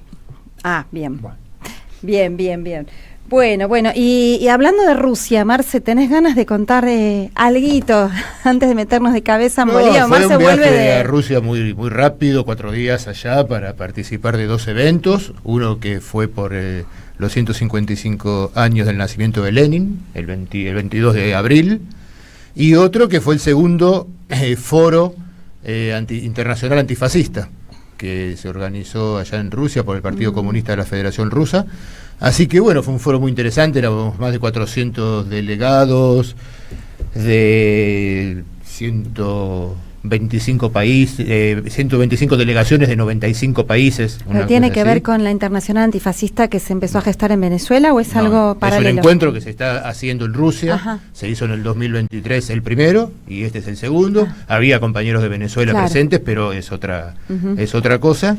Y bueno, fue una oportunidad de poder intercambiar y tener algunos debates sobre la situación mundial y compartir información, ¿no?, sobre lo que está sucediendo y ver un poco en 4 días medio la apurada y con mucho de que pasa en estos encuentros, que estás en el foro y en el hotel todo el tiempo, pero poder ver un poco cómo se está viviendo ahí en Moscú, donde te digo que realmente si vos estás en Moscú no ves un país en guerra en ese momento, ¿no? Pero sí podés charlar y comentar sobre las consecuencias de las sanciones que está teniendo, que por un lado favoreció la economía rusa, ¿no?, en varios sectores, pero por el otro hay artículos, insumos importados que se han encarecido mucho o no llegan, entonces dificulta algunos aspectos ahí de la vida en Rusia, y los preparativos para lo que va a ser ahora, el 9 de mayo, el gran desfile por el Día de la Victoria, que está toda la ciudad embanderada, con la palabra victoria y con muchas banderas y mucha simbología de la Segunda Guerra Mundial, en el cual hay una idea de patriotismo ruso muy fuerte que se ve y que prevalece, ¿no?, en estos momentos en lo que uno puede ver en esa ciudad. Claro, con invitados importantes, va a estar Xi Jinping, el presidente de... Va a estar Díaz-Canel, va a estar Lula. Nicolás Maduro también va. Va a estar Maduro y Xi Jinping, que va a ser como están haciendo en la Plaza Roja, vos ves, están haciendo todo el armado, ¿no? Y el mausoleo de Lenin se cerró, nosotros pudimos visitarlo el día 21 y el día 22 ya se había cerrado, porque por sobre el mausoleo es el palco principal donde van a estar Putin y Xi Jinping, ¿no? Mirá. Así que también mucho es simbólico todo eso que están preparando. Tremendo, te iba a decir, hay que interpretarlo. La base está Lenin. Y bueno, y aparte no está de más recordar, ¿no?, que fue la Unión Soviética con un costo de vidas de entre 20 y 28 millones de personas. Además de arrasado territorio. Creo que cerca de 70.000 pueblos y ciudades, más todo el sistema industrial, bueno, etcétera, etcétera. Y que fueron los que vencieron a Hitler, los que entraron a Berlín, ¿verdad? Entonces, que es lo que Occidente niega con Hollywood mediante, pero bueno. Esa famosa foto del soldado poniendo la bandera de la Unión Soviética en el Reichstag, ¿no? Claro, innegable. Bien. También fueron los 50 años de Vietnam. También. Pero bueno, solo por mencionar algunas cosas. La reunificación de Vietnam también, el día 30 la victoria sobre los yanquis. Así es. Bueno, sí. Antes de empezar, quiero hacer un solo comentario puntual de algo que pasó ayer, estos días, que me parece muy importante, y es que Donald Trump, después de firmar un acuerdo sobre las famosas tierras raras, los riquísimos minerales de Ucrania, de asegurarse que Zelensky firmara todo y le dejara todo a Estados Unidos, y de firmar un acuerdo de reconstrucción, se lavó las manos como Poncio Pilato. Dijo, bueno, muchachos, ahora se arreglan ustedes, tengo lo mío. Rusia y Ucrania y los europeos se arreglarán, yo me quedo con las riquezas y ustedes se quedan con la guerra, ¿no? Bueno, fue un anuncio, me parece importante, y lo digo como noticia también porque me parece que esto va a traer modificaciones nuevamente, otra vez, nuevas modificaciones en el plano, en la escena internacional, ¿no? Así es.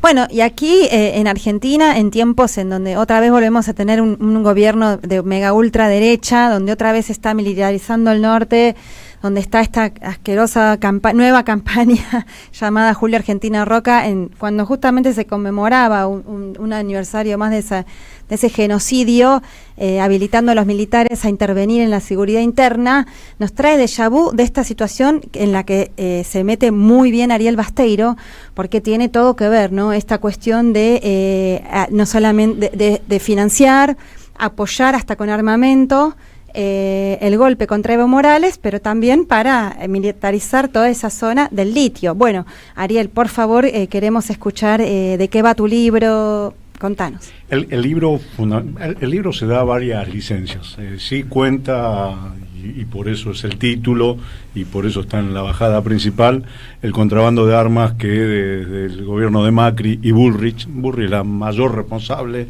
de todo el operativo montado para que 70.000 municiones, 1.500 gases lacrimógenos, escopetas 1270 llegaran a manos de los que en ese momento se estaban levantando ya en armas, ya se habían levantado en armas, le habían pedido la renuncia a Evo, que era el ejército, los militares y la policía. Ariel, teniendo en cuenta que nos escucha audiencia de otros países, aclaremos quién es Patricia Bullrich hoy y quién era ayer. En aquel momento ministra de Seguridad de Macri, como ahora es ministra de Seguridad de Milei. Pero no tan solo porque sea ministra, yo creo que quizá para afuera, acá tampoco se sabe mucho, ya es una reconocida operadora del Mossad, de la CIA y de los grupos que venden armamento en el mundo, con lo cual es una traficante de armas. Por eso que esté involucrada en un contrabando de armas como el que se hizo para que ese material llegara a Bolivia, salió de Argentina sin ningún tipo de documentación, es un contrabando agravado, porque los que se juntaron para llevar adelante el contrabando eran 5 ministros, un secretario de Estado, el jefe, los 2 comandantes más importantes de la Gendarmería, aduana, la MAC, que es el organismo de control de armamentos, o sea, que eran todos funcionarios de primerísimo nivel, y para contrabandear armas. El Código Penal especifica que es un delito contrabandear cualquier material, pero cuando uno contrabandea armas y drogas, las penas y todo lo que deriva es mucho más grave. De hecho, quizás es una de las preocupaciones que tiene Naciones Unidas, que tiene un organismo creado para ese fin, digamos, ¿no? Para el control de armas y contra el contrabando. Después explico, me doy permiso para explicar cómo se provoca el paro, que el golpe. El golpe contra Evo Morales. El golpe no empieza en noviembre o en octubre cuando son las elecciones, o en noviembre cuando ya se le hace la sonada a Evo, sino que empieza mucho tiempo antes. El Grupo de Lima se reúne en enero, febrero, los presidentes del Grupo de Lima, recordemos que en ese momento, salvo Bolivia y Venezuela, los demás países de la región, toda Latinoamérica, que habíamos llegado a colocar 13 presidentes en toda la región, en ese momento quedaba Evo y Venezuela todavía con su gobierno, pese a que Venezuela incluso meses antes de noviembre, en septiembre, Guaidó se había autoproclamado presidente y muchos lo reconocían como presidente. Claro. O sea que el único gobierno que estaba bien parado, con institucionalidad, con gobernabilidad, en Sudamérica, llevaba bastante bien el tema de los números de la macro y de la microeconomía, era Bolivia. Hay una reunión en enero, febrero en Lima, del Grupo Lima, y ahí se acuerda entre los presidentes de la región de terminar con el gobierno de Evo. Y posteriormente, bueno, todo lo que sucedió a partir de eso, contamos cómo participa y quiénes son los que se componen o se juntan para generar esas condiciones. Ahí en la Iglesia Católica, Lima decís que la Iglesia Católica Boliviana jugó muy activamente. De hecho, enfrentada con Francisco, ¿no? La Iglesia boliviana tenía seria diferencia con Francisco y Francisco lo tenía con ellos. Tal es así que, por ejemplo, las visitas de Evo a Vaticano las tramitaba a través de la embajada argentina, o la relación que yo podía tener con Evo y que yo tenía con algunos referentes que trabajaban con Francisco acá desde Argentina, con Juan Grabois, por ejemplo. Obviamente las embajadas de la Unión Europea fueron activos participantes. El libro cuenta un hecho que yo a veces lo pongo ahí sobre la mesa porque da dimensión de cómo fue preparado el golpe. En la conferencia episcopal boliviana se hacen todas las reuniones en el momento que apretaban para que Evo renunciara y después para ver cómo encontraban la salida, entre comillas, pseudo institucional para que Áñez pudiese asumir. Y en esa reunión, el día que festejan y que Áñez recibe la propuesta y ella dice que sí, estaban presentes 5 religiosos, los embajadores de Unión Europea, de España y de Brasil, o sea que eran 3 embajadores, y 3 rectores, referentes, rectores de la universidad. Uno era también. rector, Albarracín era rector, pero él estaba en nombre de los comités cívicos. El comité cívico es una institución que no está dentro de la Constitución, es una sociedad de fomento. De derecho. Un poco más. En todas las ciudades de Bolivia hay comités cívicos que no tienen ni proceso de elección democrático para elegirse. Es una cosa media extraña que todavía tiene peso, pero simbólico, porque antes de la llegada o de la nueva constitución boliviana, los gobernadores no eran gobernadores, eran delegados del presidente. Entonces, los comités cívicos, sí, en ese sentido, era la única institución democrática, o por lo menos de las bases de cada una de las ciudades. Pero hoy no existen como tal. Allí demuestra entonces que para definir la democracia en Bolivia, lo resolvieron 5 religiosos, 3 embajadores extranjeros y 3 bolivianos. 8 extranjeros, 3 bolivianos. No damos permiso para contar, obviamente, todo el proceso que se vivió en Bolivia desde el 2006 en adelante, desde la visión argentina, o por lo menos de la visión de alguien que estuve ahí cerca de todo el proceso y que conozco bastante bien a todos los actores que llevaron adelante todo el proceso político boliviano. Y después las causas judiciales, específicamente lo que pasa acá con la causa judicial argentina y lo que pasa en Bolivia. Rápidamente, acá obviamente está cajoneada, pisada, pese a que tienen pruebas de todo tipo, color y condiciones. Desde la carta que descubrí en la embajada y que generó toda la investigación. Eso es muy importante, contalo detalladamente porque es un mérito enorme tuyo. Y además aclarar de que fuiste embajador, porque el público Fui embajador con Cristina, con lo cual yo había estado en la embajada, conocía mucho a muchos empleados. Cuando se genera el golpe a Evo, me llega de Bolivia, me cuentan, incluso uno de los muchachos terminó exiliado aquí, y me cuentan que la noche del 14 de noviembre, cuando llegó el Jumbo, llegaron cajas muy extrañas, que se las llevó la policía, que se las llevó los militares y que no fueron con los gendarmes que habían bajado del avión, que teóricamente iban a cuidar la embajada argentina para darle seguridad. Eso había quedado picando, pero no teníamos cómo demostrarlo ni cómo investigarlo. Argentina había roto relaciones con Bolivia. El gobierno de Alberto Fernández no reconoció al gobierno boliviano hasta que hubiera elecciones y Lucho asumió.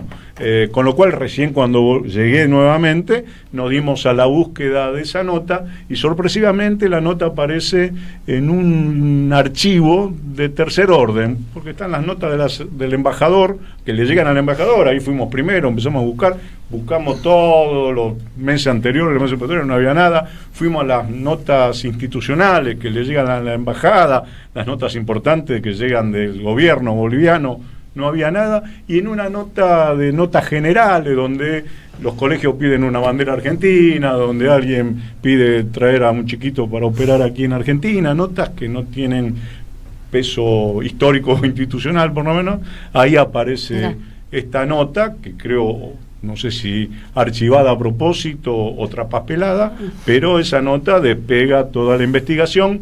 En Argentina la causa, si bien tiene 14 imputados, Macri, Bullrich, Forí, los ministros, vamos a nombrar, Aguad, Marcos Peña y Fulvio Pompeo, que era secretario de Estado. ¿Y qué decía la nota? ¿Y qué decía la nota era una nota de agradecimiento del comandante de la Fuerza Aérea, Terceros Lara, que Terceros Lara decía que él no había tenido nada que ver en el golpe, que él era un general democrático y que el día que fue la sonada y la lectura del comunicado de las Fuerzas Armadas, el hombre estaba paradito atrás, pero dice que a él lo llamaron, que entró de casualidad, que no le explicaron qué estaba pasando. Bueno, toda una serie de argumentos para zafar de la situación, pero la nota estaba, él agradecía parte del material que había llegado, y la justicia argentina tiene esa nota, como tiene después toda la comprobación de dónde salieron las municiones, del depósito de gendarmería, cuándo se habían comprado, cuándo la habían trasladado, declaraciones de todos los gendarmes que fueron en ese vuelo diciendo sí, había unas cajas que nosotros no supimos de quién eran, no la tocamos, que fue cierto, aparentemente los gendarmes de eso no tenían nada que ver. Todo lo que circuló alrededor del envío, todos han declarado y han dicho que sí, que salieron con camiones de gendarmería, llegaron al Palomar, lo subieron al avión. Y después está la prueba del delito, porque de las 70.000, 30.000 municiones se encontraron en manos de la policía boliviana. Ya una vez que se supo la noticia, se hizo una investigación, ahí cuento cómo fue todo esa situación, ese proceso, y entonces está hasta la prueba del delito. Pese a eso, acá la justicia argentina no ha avanzado en nada. El juez Cataña, el juez federal Cataña, es el que tiene la causa. En Bolivia la causa ya tiene a Terceros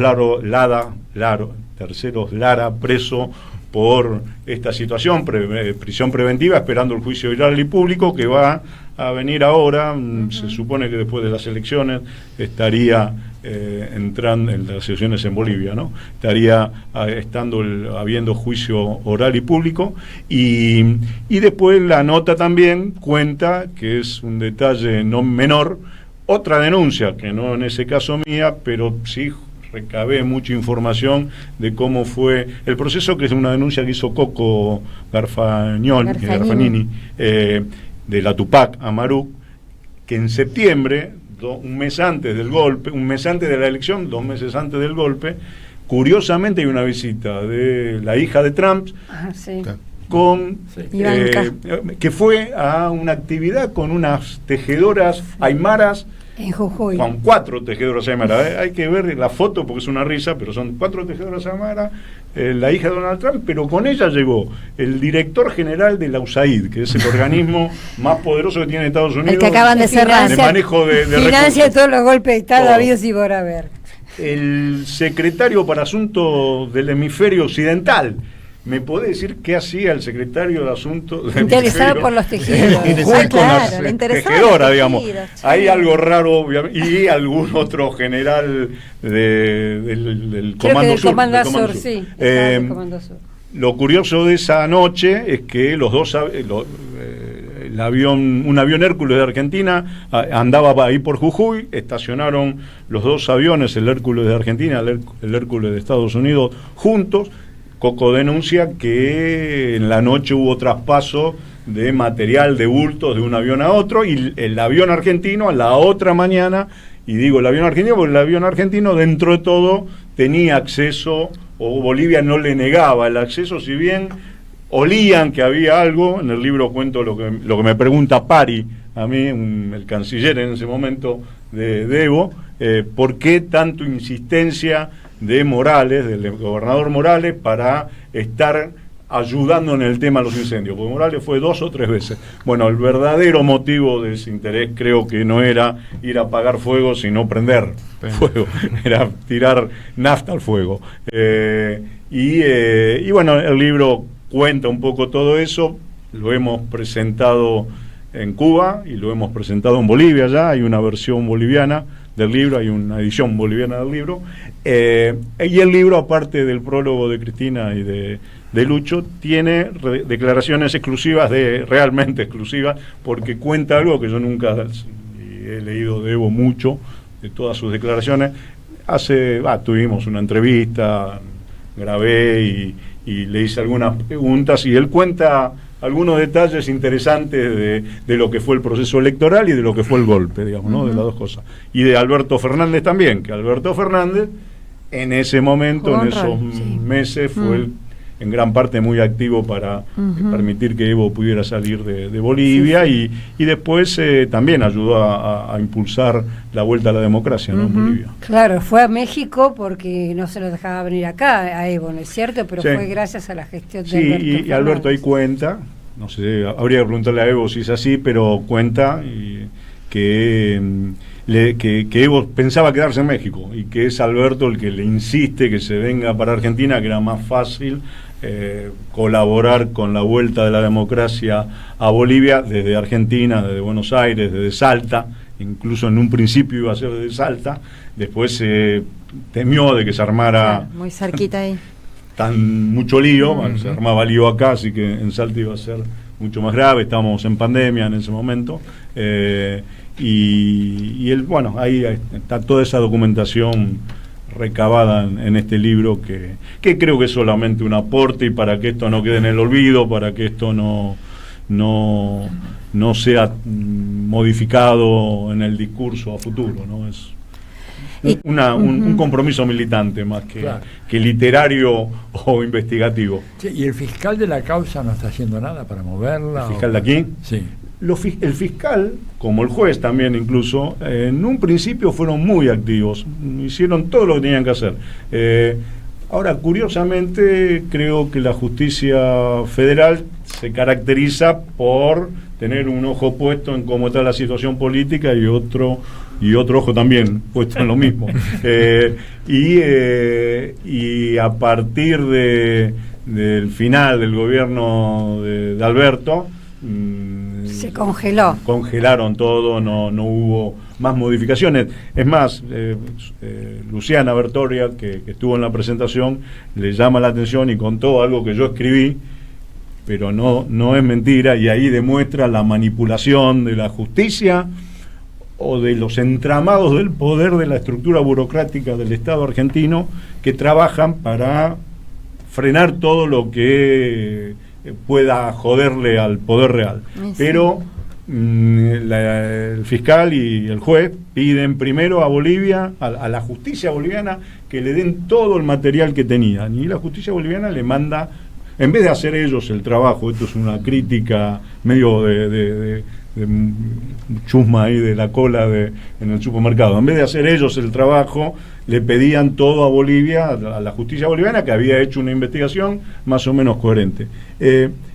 Me acuerdo que el primer envío lo mandamos en correo diplomático, salió, yo miré que estaba todo bien, sí, está todo bien, está toda la documentación, sí, todo, mandalo. Como 3 meses después vino una nota del mismo juez diciendo que las copias que habíamos mandado eran de muy mala calidad, y nos mandan fotos de esas copias, que era una mancha negra, que yo en verdad no puedo decir que no estuvieran, porque no me puse a revisar hoja por hoja. Entonces nos piden nuevamente una copia. Ahí sí que revisó hoja por hoja, y era perfecto estado, estaba bárbaro. Cuando me estoy yendo, yo me estoy yendo el 6 de noviembre, de diciembre. El 7 entra una nota a la embajada nuevamente diciendo que la copia era muy mala, y vuelven a aparecer fotos ilegibles de documentos y de material que pedían, lo cual en el trayecto, en el camino del correo diplomático hasta la llegada al juzgado, alguien se ocupa de cambiar las hojas o de modificar las fotocopias, no sé, algo raro ahí en el medio hubo, lo explico, y es un tema que, si bien lo vengo denunciando, no ha habido demasiada preocupación, ¿no?, en aquellos que tienen que dar respuesta por eso, a ver, y bueno, ¿tienen alguna explicación? Si no las hubo en ese momento, menos ahora que tenemos el gobierno que tenemos, que la Bullrich otra vez es ministra otra vez de supuesta seguridad, que tenemos el norte militarizado.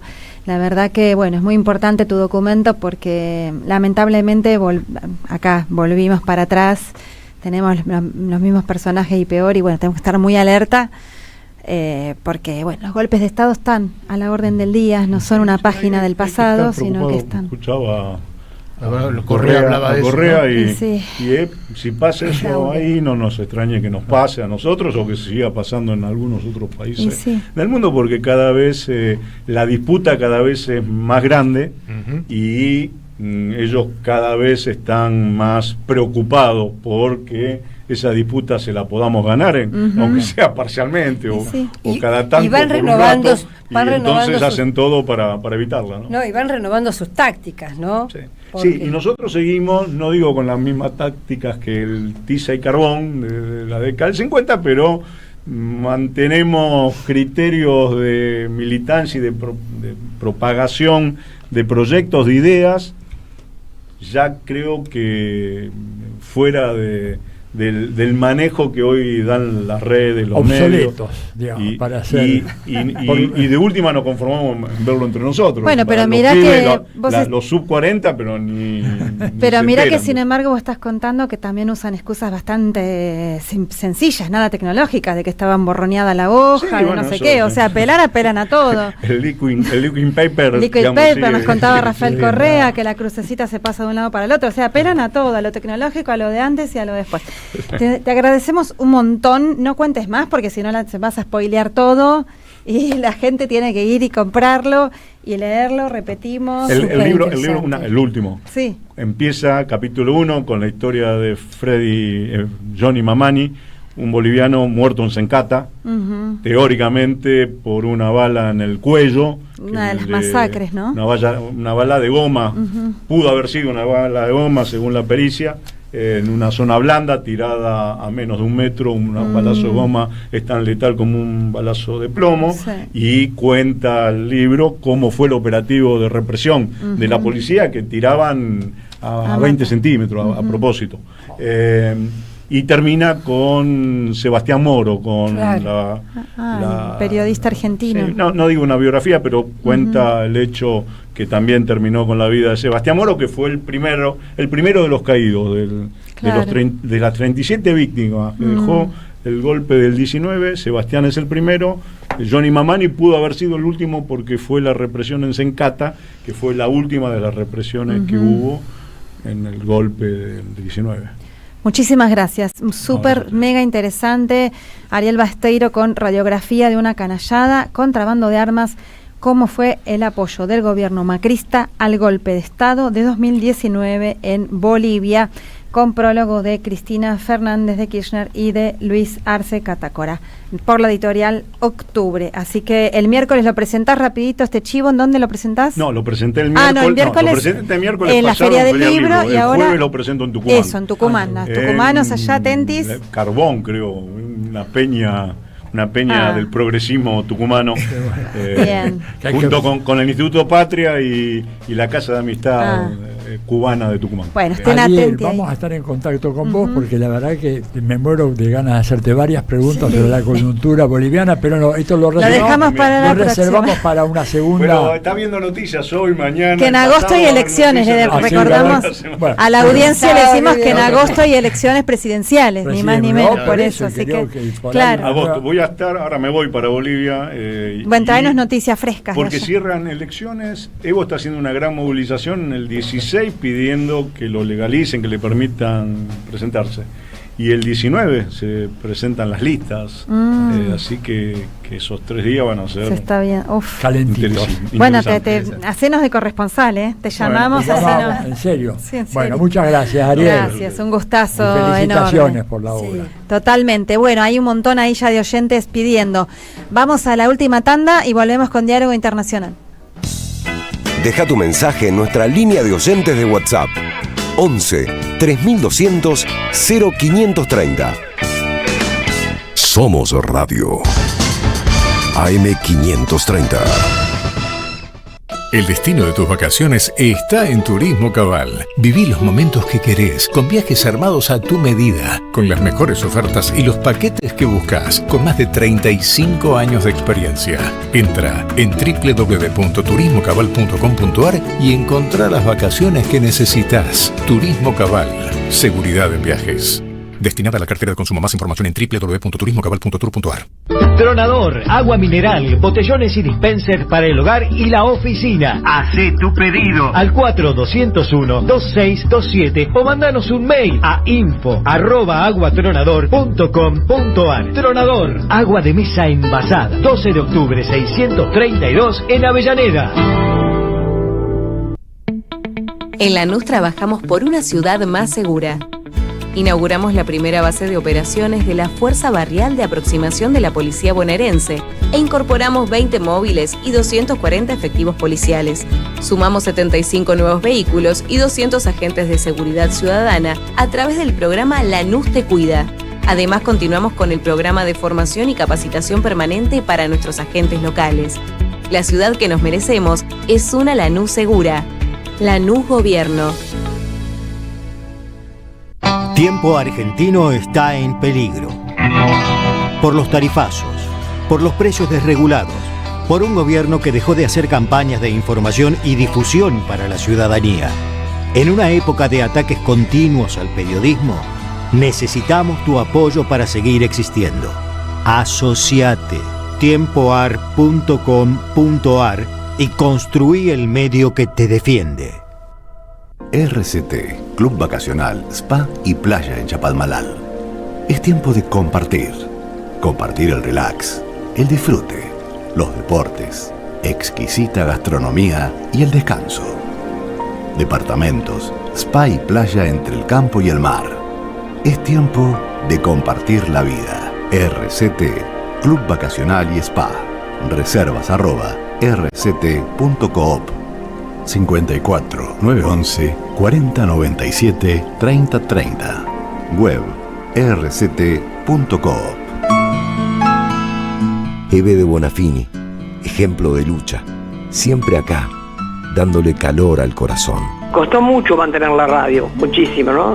Hubo mucho tiempo de mala onda, de pandemia, de que me la querían quitar, de todo, bueno, pero a capa y espada la defendimos y mira, ahora está ocupando un lugar importante porque ha mejorado muchísimo la radio. AM530, somos radio, somos EVE. Diálogo Internacional, hasta las 20 en AM530. Somos radio. Cuando nace una estrella para la eternidad, cuando las armas no esperan para hacerte estallar, cuando tu grito interpela un instante de paz, cuando el azul de ballena te espera para soñar. Sangre de tu sangre, río que se va, es la patria grande, es el nunca más. Sangre de tu sangre, río que se va, es la patria grande, es la libertad.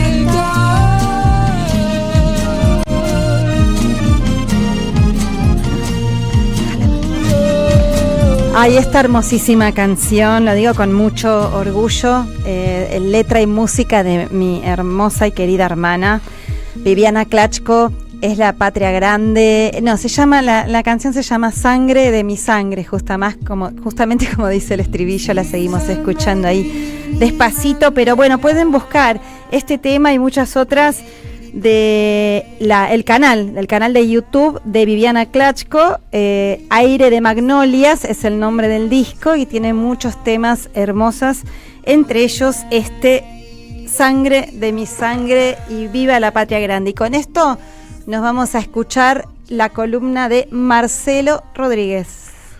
Bueno, sí, vamos a hablar un poco, porque en este contexto en el cual la guerra comercial, ¿no?, que como decíamos la otra vez es un poco el iceberg, la punta del iceberg de lo que se está jugando en el nuevo ordenamiento mundial y aumentan toda la semana las presiones y las declaraciones conflictivas entre Estados Unidos y China, y Estados Unidos sigue buscando aislar a China, a presionar a los distintos países para que tengan la menor relación posible con China.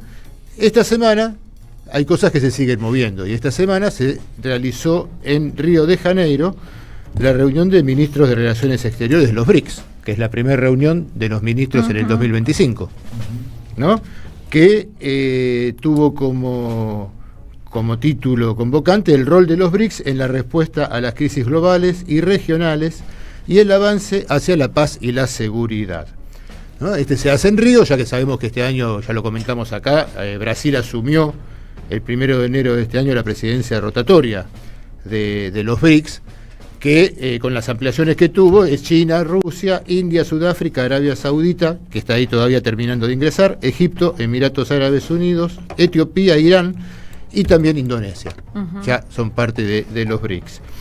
Este encuentro, como que se realizó en Río, estuvo presidido por Mauro Vieira, el canciller brasilero, y hubo todo un debate sobre cuáles son las formas de fortalecer la cooperación entre el sur global y defender el multipolarismo frente también, y queda implícito frente a toda esta ofensiva que están sufriendo todos estos países por parte de los Estados Unidos. En esa reunión, Wang Yi, que es el canciller chino, también destacó que el martes de esta semana Xi Jinping había realizado una visita a la sede del nuevo Banco del Desarrollo, del grupo de los BRICS, donde manifestó su apoyo a Dilma Rousseff, que es la presidenta del Banco de Desarrollo, como una muestra también muy clara de la continuidad de la actividad de este banco, que juega un papel muy importante dentro de los BRICS, tanto para los miembros plenos como para los miembros asociados, que ahora tiene el BRICS Plus, como se lo conoce. En la reunión, que lo que se charló y lo que se estableció es que las naciones del BRICS debían mantenerse firmes en sus principios y servir como una fuerza principal para salvaguardar la equidad y la justicia a nivel internacional, defender el papel central de las Naciones Unidas como ámbito de discusión de muchos de estos temas internacionales, hacer consultas cada vez más amplias y salvaguardar el sistema multilateral de comercio y construir un sistema de gobernanza mundial más justo y equitativo, ¿no? Además que los BRICS llamaron a trabajar con la comunidad internacional para construir un consenso político global sobre la resolución de la crisis de Ucrania, entre uno de los puntos importantes, y el otro es que los países del BRICS apoyan el plan de recuperación y reconstrucción de Gaza, respaldado por los países árabes e islámicos, y defienden firmemente el principio de que los palestinos gobiernan Palestina. Así que esta reunión, que fue importante para marcar cómo sigue funcionando, pero también para marcar ciertas dificultades que se dan, como hemos nosotros marcado en algunas de estas columnas, que a veces vemos que el ascenso de los BRICS parece en un camino muy calmo, pero que no, que tiene también sus contradicciones, ¿no? Entonces no se consiguió en esta reunión tener un consenso sobre una de las propuestas que había en los BRICS, que era la reforma del Consejo de Seguridad de Naciones Unidas. O sea, que es un viejo una vieja aspiración de Itamaraty, ¿no? Que es un viejo tema que se trabaja desde Brasil, ¿no? Pero bueno, al plantear este tema, los representantes de Egipto y Etiopía marcaron sus diferencias a esta iniciativa que buscaba ampliar los asientos permanentes en el Consejo de Seguridad, como vos decís, Atilio, para Brasil y para India. Claro. También en este caso, que es algo que tiene muchos años de desarrollo de este tema, pero como la vuelta y la persistencia en este tema, ¿no? También hace que no haya un consenso en esta reunión para poder haber sacado un documento en general. Pero y para América Latina también es importante que estuvieron presentes Bruno Rodríguez, el canciller cubano, y Celinda Sosa Lunda, también de Bolivia, que tuvieron encuentros bilaterales para conversar sobre la importancia de la asociación de Bolivia y de Cuba a los BRICS, como se decidió en una de las últimas reuniones de este organismo. Y así Colombia también está queriendo, ¿no?, entrar. Está ahí todavía pero no están como asociados ni nada, pero hay un listado. A ver, son pocos los países en el mundo que ya no están en el listado de entrar de alguna forma a la relación con los BRICS. Ahora, y el único que podía entrar como miembro pleno y no lo quiso fue Argentina. Dios mío. Escuchame, ¿hubo alguna referencia al caso de Venezuela? ¿Revirtiendo? No. En las noticias que se vieron no se dijo nada del tema. Fue tremendo eso, ¿no? De Venezuela en esta reunión, que yo creo que tiene que ver con que Brasil era la sede, ¿no? Y que sabemos la posición que ha tenido sobre el tema de Venezuela. Igual ahora en junio se va a hacer la reunión de los BRICS en Brasil. Ya. Va a ser en Río, la reunión de presidentes de los BRICS, que va a ser el 6 y 7 de julio, perdón, la cumbre de los BRICS en Río. 6 y 7 de julio se va a dar. O sea, marcar también cómo más allá de las presiones todo siguen funcionando estos espacios de multilateralismo, el multipolarismo a nivel internacional, en momentos en que también en esta semana Estados Unidos nombra como un nuevo embajador en China a Perdue, que se llama David Perdue, que es uno de los halcones más críticos de China durante todos estos años, y lo ha nombrado embajador en China, ¿no? Como uno también de estos gestos que es un ex senador estadounidense por el estado de Georgia, un ejecutivo empresarial que fue confirmado para ser embajador en China, alguien que ha sostenido durante todos estos años que China es una amenaza global. Esa es el nombramiento de Trump para China, que también preanuncia una nueva escalada también conflictiva en la relación entre estos países, pero me parece que lo importante, cosa que veíamos en el viaje a Rusia, que comentábamos muy poquito, ¿no? Una de las primeras cosas que nos preguntaban allá en Rusia era, primero, tratar de entender un poco de qué se trataba el gobierno de Milei. Y la segunda pregunta, indefectiblemente, era si una vez que pasara este gobierno, Argentina iba a entrar finalmente a los BRICS. Viendo como un tema muy importante el fortalecimiento de estos espacios multilaterales alternativos a la hegemonía estadounidense, ¿no? Sí. Esto habrá que ver, ¿no? Porque sabemos que revertir esa decisión no va a ser tan fácil, aun cuando Argentina se presente de vuelta, pero... Está suspendida, puede, tranquila. Argentina suspendió el ingreso. Suspendió. No lo rechazó, lo suspendió. No.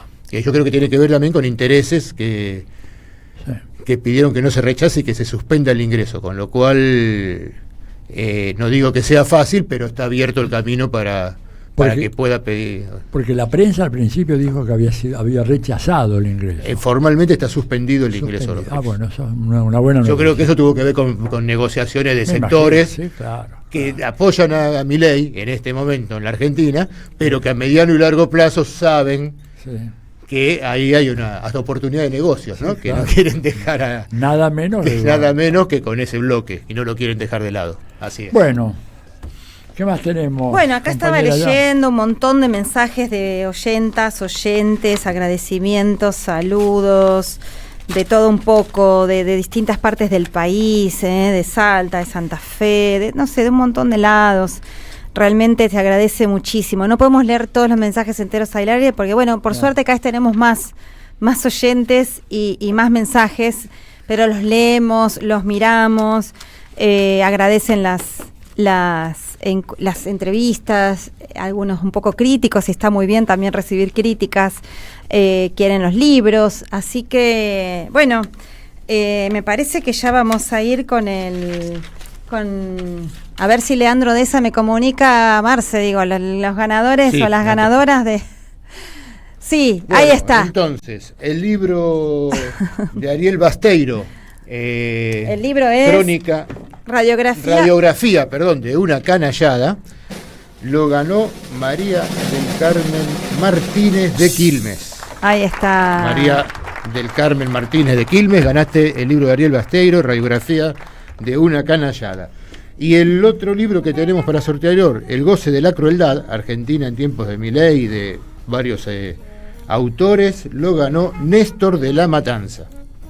Así que Néstor de la Matanza, también has ganado este libro. Los dos libros los van a poder pasar a buscar a partir del día martes de 10 de la mañana a 8 de la noche, por Librería Badaraco, Avenida Entre Ríos 921, Ciudad de Buenos Aires. Y recordamos que el libro El goce de la crueldad, Argentina en tiempos de Milei, se va a presentar el próximo lunes 5 de mayo a las 20:30 horas en la sala Carlos Gorostiza, en el pabellón amarillo de la Feria Internacional del Libro de Buenos Aires.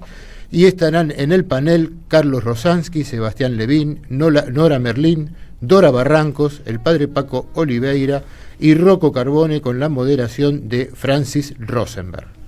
Bueno, interesantísimo, la verdad que... Bueno, muy bien. Bueno, volver a agradecer todos y todas los mensajes, nos quedamos pensando mucho en un montón de cuestiones, esperemos que el pueblo de Ecuador pueda levantarse. Sí, yo creo que es un tema que deberíamos tal vez considerarlo la semana que viene, porque una cosa es que el tono pesimista, evidentemente, del discurso y de la presentación de Rafael, pero los fundamentos de ese pesimismo son muy sólidos. Digamos, no es que el hombre lo hace porque está deprimido. Objetivamente, el desastre que ha producido diversos gobiernos de derecha en Ecuador hacen poco probable, ¿viste? Yo le pregunté una poblada como la del año 99 y él dijo que lo ve poco probable. Yo, con fuentes alternativas, no con él, con sondeos que hice con otra gente, militantes de fierro allá en Ecuador, me sacaron, digamos, de duda, me dijeron, mirá, esa posibilidad hoy no está en el Bueno, pero horizonte. hubo rebeliones muy, muy, muy importantes. Recordemos, en el 2019, que dejaron un tendal incluso de muertos. Pero no cayó el gobierno. No, pero eso, y otra muy, muy importante en 2022. Pero eso es por algo que decía, lo tenemos escrito en un artículo, Atilio, y en nuestro libro, que la oligarquía aprende, y las derechas aprenden. En 2001, en el 99, después en 2005 también, los presidentes, a 2 días de una rebelión así, tremenda, de una insurrección popular espontánea, como la de Ecuador en 2005 fue en 2005, la rebelión de los forajidos, como la que tuvimos acá en 2001, que fue, ya sabemos, las jornadas de diciembre, como otras que hubo en Bolivia. Los presidentes se iban en helicóptero de Carondelet o de la Casa Rosada. Eso no sucedió más. Hubo rebeliones en Chile, acordémonos, meses y meses, pero fueron superiores, incluso en cantidad, en combatividad, en pero Colombia. Seguramente habrá nuevas formas que encontrarán los pueblos para a eso vamos, a eso vamos. Eso exactamente, no hay duda. Eso es lo que tenemos que quedarnos acá y acá en la Casa de las Madres de Plaza de Mayo, recogiéndonos que en el sabemos espíritu que la de única lucha que se pierde es la que se abandona, y que esas locas hermosas fueron las que iniciaron siendo poquitas y dieron vuelta a la tortilla en ese momento. Así que con ese espíritu nos quedamos y sabemos que el pueblo ecuatoriano va a encontrar las formas más temprano que tarde de poder realmente también acabar con esta pesadilla en que han convertido al Ecuador. Y acá, bueno, nos toca el mismo desafío. Así que nos vamos, Leandro Deza, gracias, Seba Mociola, gracias. Nos quedamos escuchando el tango.